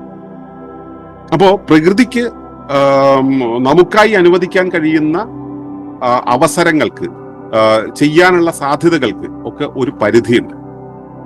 പ്രകൃതി എല്ലാത്തിനും പരിധി കൽപ്പിക്കും. നമ്മുടെ വളർച്ചയ്ക്ക് ഒരു പരിധി കൽപ്പിക്കുന്നത് അതിനെ വളർച്ചാ പരിധി, സൈസ് റൈറ്റ്നസ് എന്നാണ് പറയുന്നത്. ഇതുപോലെ എല്ലാത്തിനും പ്രകൃതി പരിധി കൽപ്പിക്കുന്നത്. ഈ പരിധിക്കകത്ത് ഒതുങ്ങി നിൽക്കുന്ന ഒരു അവസ്ഥയാണ് നമ്മൾ വഹനക്ഷമത അല്ലെങ്കിൽ ക്യാരിയിങ് കപ്പാസിറ്റി എന്ന് പറയുക. പ്രകൃതി നമുക്ക് നൽകിയിട്ടുള്ള നമ്മൾ നിൽക്കുന്ന വ്യവസ്ഥയുടെ ക്യാരിയിങ് കപ്പാസിറ്റി. നമ്മൾ ഇരിക്കുന്ന കൊമ്പ് വെട്ടുന്ന സമയത്ത് ആ വെട്ടി താഴെ പോകുന്നതിന് ഒരു പരിധി കഴിയണം. ആ പരിധി കഴിഞ്ഞാൽ പിന്നെ താഴെ പോകും. ഈ പരിധിയുടെ അറ്റത്താണ് നമ്മൾ നിൽക്കുന്നത്. ആ അറ്റം വിട്ടുപോകാറായിരിക്കുന്നു എന്നുള്ളൊരവസ്ഥയിൽ തിരിച്ചു പിടിക്കണമെങ്കിൽ നമുക്ക് നമ്മുടെ ജീവിതത്തെ, നമ്മുടെ മക്കളുടെ ജീവിതത്തെ, നമ്മുടെ കൂടെയുള്ളവരുടെ ജീവിതത്തെ തിരിച്ചു പിടിക്കണമെങ്കിൽ നമ്മൾ പ്രാദേശികീകരണത്തിലേക്ക് പോയേ പറ്റും. അതിനാദ്യം വേണ്ടത് ഇതിനെല്ലാം നിയന്ത്രിക്കുന്ന പ്രകൃതിയെ, ഇതിനെല്ലാം നിയന്ത്രിക്കുന്ന ആളുകളെയല്ല, അതോറിറ്റേറിയൻസിനെ കുറിച്ചല്ല പറയുന്നത്, അതിന്റെ പ്രകൃതിയെ കൃത്യമായിട്ട് നമ്മൾ മനസ്സിലാവും. പ്രകൃതി എന്ന് പറയുന്നതിന്റെ ഭൗതിക ഭാവം അല്ലെങ്കിൽ അതിന്റെ ഇൻസ്ട്രുമെന്റൽ വാല്യൂ വെച്ചുകൊണ്ട് മാത്രം മനസ്സിലാക്കുന്നതിന് പകരം പ്രകൃതി ഇവിടെയുള്ള സർവ്വ വസ്തുക്കളിലും സംവിധാനങ്ങളിലും പ്രദേശങ്ങളിലുമൊക്കെ ചേർത്ത് വെച്ചിട്ടുള്ള, അതിനകത്ത് ചേർത്ത് വെച്ചിട്ടുള്ള ലീനമൂല്യം അല്ലെങ്കിൽ ഇൻട്രൻസിക് വാല്യൂവിനെ കുറിച്ച് നമുക്കറിയാം.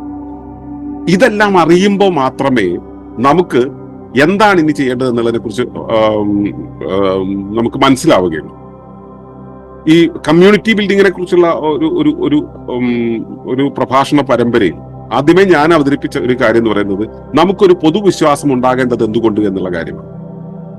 കാരണം ചിലർക്ക് മതവിശ്വാസമാണ്, ചിലർക്ക് ശാസ്ത്രവിശ്വാസമാണ്, ചിലർക്ക് തൊഴിൽ വിശ്വാസമാണ്, ചിലർക്ക് സമ്പദ് വിശ്വാസമാണ്, പലതരം വിശ്വാസങ്ങളിലാണ്. ആർക്കും അവനവൻ ആര് എന്നുള്ളതിന് ഉള്ള ബോധ്യമോ തന്റെ ജീവിതം എവിടെയാണ്, എങ്ങനെയാണ്, നിലനിൽപ്പ് എങ്ങനെയാണെന്നുള്ളതിനെ കുറിച്ചുള്ള ഒരു ബോധ്യമോ ഇല്ല. എല്ലാവർക്കും ആധാരമായിട്ടുള്ളത് പ്രകൃതി എന്ന ഏകകമായതുകൊണ്ട് ആ പ്രകൃതി എന്നുള്ളതിൽ ഊന്നിക്കൊണ്ടുള്ള ഒരു പൊതുവിശ്വാസ വ്യവസ്ഥ ഉണ്ടെങ്കിൽ മാത്രമേ നമുക്ക് ഒരുമിച്ച് നിൽക്കാനാവൂ. അങ്ങനെ ഒരുമിച്ച് നിൽക്കാൻ നിന്നാൽ മാത്രമേ നമുക്കുള്ള ഭക്ഷണം മുതൽ, നമുക്കുള്ള വായു മുതൽ, നമുക്കുള്ള പരിസരം വരെ നിലനിർത്താനാവുകയും. ആ നിലനിർത്തൽ ചെയ്യണമെങ്കിൽ ഒറ്റയ്ക്ക് സാധിക്കില്ല, കൂട്ടമായിട്ടേ പറ്റും. അവിടെ ഒരു പൊതുവ്യവസ്ഥ വേണം. നമ്മൾ പൊതുസമൂഹത്തിൽ ഈ പണവ്യവസ്ഥയെ ആധാരമാക്കി മാത്രം ജീവിക്കുന്ന, ഞാൻ പണം തെറ്റാണെന്നല്ല പറയുന്നത്, പക്ഷെ ഈ സമ്പത്ത് മാത്രമാണ് സത്യം എന്ന് വിചാരിക്കുന്ന ഒരു വ്യവസ്ഥയുണ്ടല്ലോ, തൊഴിൽ അല്ലെങ്കിൽ കച്ചവടം മാത്രമാണ് ശരിയെന്ന് വിചാരിക്കുന്ന ഒരു വ്യവസ്ഥയുണ്ടല്ലോ. ഈ വ്യവസ്ഥയ്ക്ക് അകത്തേക്ക് പോകുമ്പോൾ അവിടെ നമ്മളിത് പറഞ്ഞാൽ ആളുകൾക്ക് ഇതെല്ലാം നിനക്ക് വട്ടാണെന്നേ പറയുള്ളൂ. ഇവിടെ ഇരിക്കുന്ന ഓരോരുത്തർക്കും വട്ടാണെന്ന് പൊതുലോകം വിളിക്കും. അപ്പോ അവർക്കിത് മനസ്സിലാവില്ല. അടുത്ത പ്രതിസന്ധി വരുന്ന സമയത്ത് നേരത്തെ പറഞ്ഞ തവളയുടെ അവസ്ഥയിൽ അവർ കിടക്കുന്ന സമയത്ത് നമുക്ക് മാറാൻ പറ്റും. എല്ലാവരെയും പിടിച്ചോണ്ട് ഓടാൻ കഴിയില്ല. എല്ലാവരെയും മാറ്റാൻ വേണ്ടി ഇറങ്ങി തിരിച്ച ഒരാളാണ് ഞാൻ. 40 വർഷം യാത്ര ചെയ്ത് കഴിഞ്ഞപ്പോൾ മനസ്സിലായി ഒന്നും മാറ്റാൻ കഴിയില്ല. നമുക്ക് മാറാൻ കഴിയുക നമ്മളെ മാത്രമാണ്. നമ്മൾ മാറുമ്പോൾ നമ്മളോടൊപ്പം നമ്മുടെ അതേ ഫ്രീക്വൻസിയിൽ വരുന്ന കുറച്ച് ആളുകളെ കൂടെ ചേർത്ത് നിർത്തിക്കൊണ്ട് ഒരു സമൂഹം ഉണ്ടാക്കാൻ പറ്റുമോ എന്നുള്ളതാണ് നമ്മുടെ അന്വേഷണം. അതിന്റെ ഭാഗമായിട്ട് ഞങ്ങൾ ഇക്കോ വില്ലേജ് ഉണ്ടാക്കാൻ ശ്രമിച്ചത്. അതിന്റെ ഭാഗമായിട്ട് തന്നെ നമ്മുടെ കൂടെ കൂടാൻ കഴിയില്ലെങ്കിൽ നിങ്ങൾക്ക് നിങ്ങളുടെ പ്രദേശത്ത് ഇങ്ങനെ ഒരു സസ്റ്റൈനബിൾ കമ്മ്യൂണിറ്റി ഉണ്ടാക്കാം. സസ്റ്റൈനബിൾ കമ്മ്യൂണിറ്റി ഉണ്ടാക്കാൻ വെച്ചാൽ ഒരു വലിയ ഇക്കോ വില്ലേജ് പോലെ വലിയ സംവിധാനം ഒന്നും ഉണ്ടാക്കേണ്ട കാര്യമില്ല. നിങ്ങൾ മാറാൻ തീരുമാനിക്കുക. നിങ്ങൾക്കറിയാവുന്ന നിങ്ങളുടെ പരിസരത്തുള്ളവരോട് സംസാരിച്ചു കൊണ്ടേയിരിക്കുക. കുറച്ചു പേർ അവരുടെ ആഭിമുഖ്യം അറിയിക്കും. അപ്പോൾ ഒരുമിച്ച് എന്ത് ചെയ്യാൻ പറ്റുന്ന ആലോചിക്കും. ഒരു തക്കാളിയെങ്കിലും നിങ്ങളുടെ വീട്ടിൽ ഉണ്ടാക്കാനായി, ഒരു പച്ചമുളകും ഉണ്ടാക്കാനായാൽ നിങ്ങൾ ഈ ദിശയിലേക്ക് തിരിഞ്ഞു. പതുക്കെ നിങ്ങൾ എത്രത്തോളം പ്രാദേശികമായ വിഭവങ്ങളെ ആശ്രയിക്കുന്നു, പ്രാദേശികമായിട്ടുള്ള സ്വാശ്രയത്വം നിങ്ങളുടെ ജീവിതത്തിൽ ഉണ്ടാക്കാൻ കഴിയുന്നു, അത്രത്തോളം നിങ്ങൾക്ക് വിജയിക്കാം. 100% വിജയിക്കാൻ നമുക്ക് കഴിയില്ല എന്നുള്ളത് തന്നെയാണ് ഇവിടുത്തെ അവസ്ഥ. നമുക്ക് എത്രത്തോളം സാധിക്കും അത്രത്തോളം ചെയ്യുക, കൂട്ടുകൂടുക.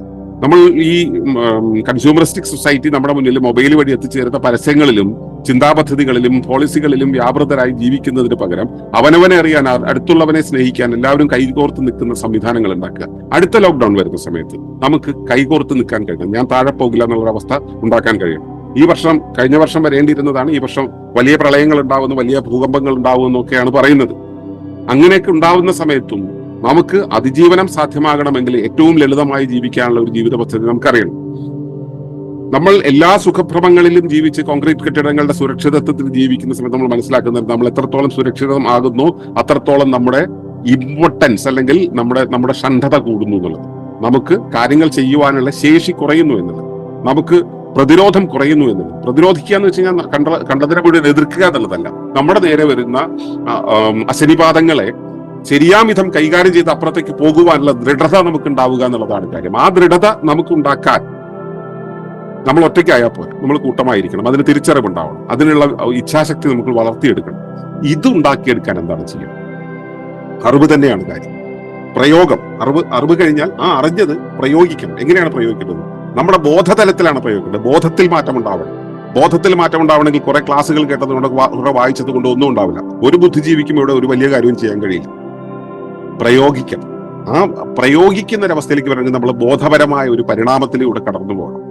അതിന് പാരിസ്ഥിതിക ആത്മീയതയുടെ തലങ്ങളെ കുറിച്ച് നമ്മൾ മനസ്സിലാക്കണം. പാരിസ്ഥിതിക മനഃശാസ്ത്രത്തിന്റെ വഴികളെ കുറിച്ച് നമ്മൾ അറിയണം. ഇതിനകത്തുകൂടെയൊക്കെ യാത്ര ചെയ്യുമ്പോൾ നമ്മളിൽ പരിവർത്തനം ശരിയാം വിധം നാമ്പെടുക്കുക.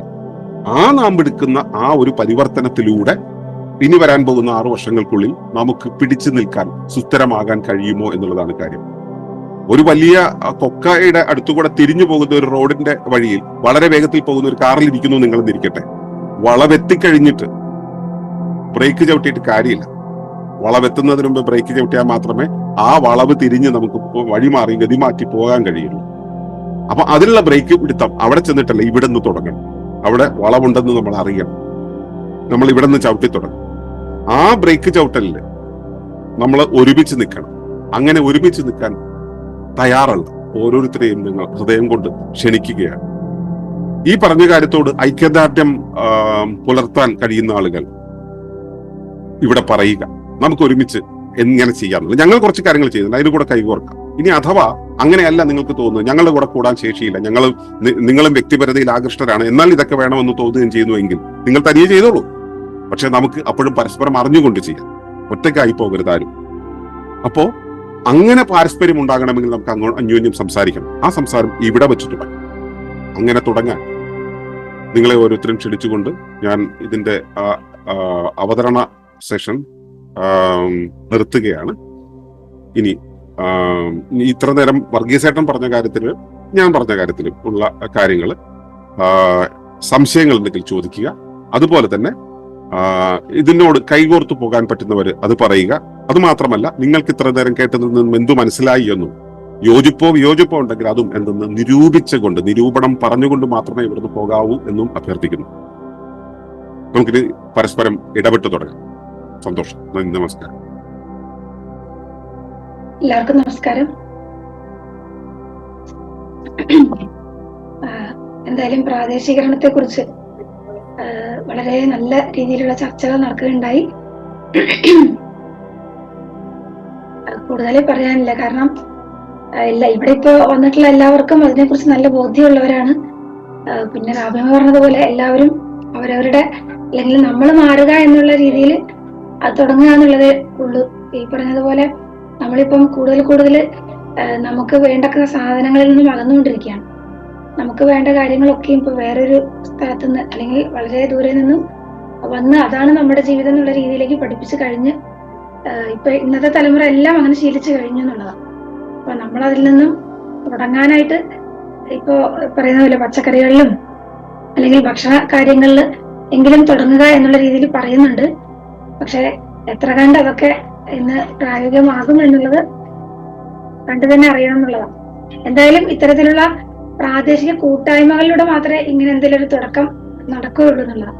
ഇത് ശരിക്കും ഇതിന്റെ രസകരമായിട്ടുള്ള അവസ്ഥ എന്താണെന്ന് വെച്ചാൽ നമ്മൾ എല്ലാ വർഷവും ഇതേ കാര്യം തന്നെയാണ് പറഞ്ഞുകൊണ്ടിരിക്കുന്നത് എന്നുള്ളതാണ്.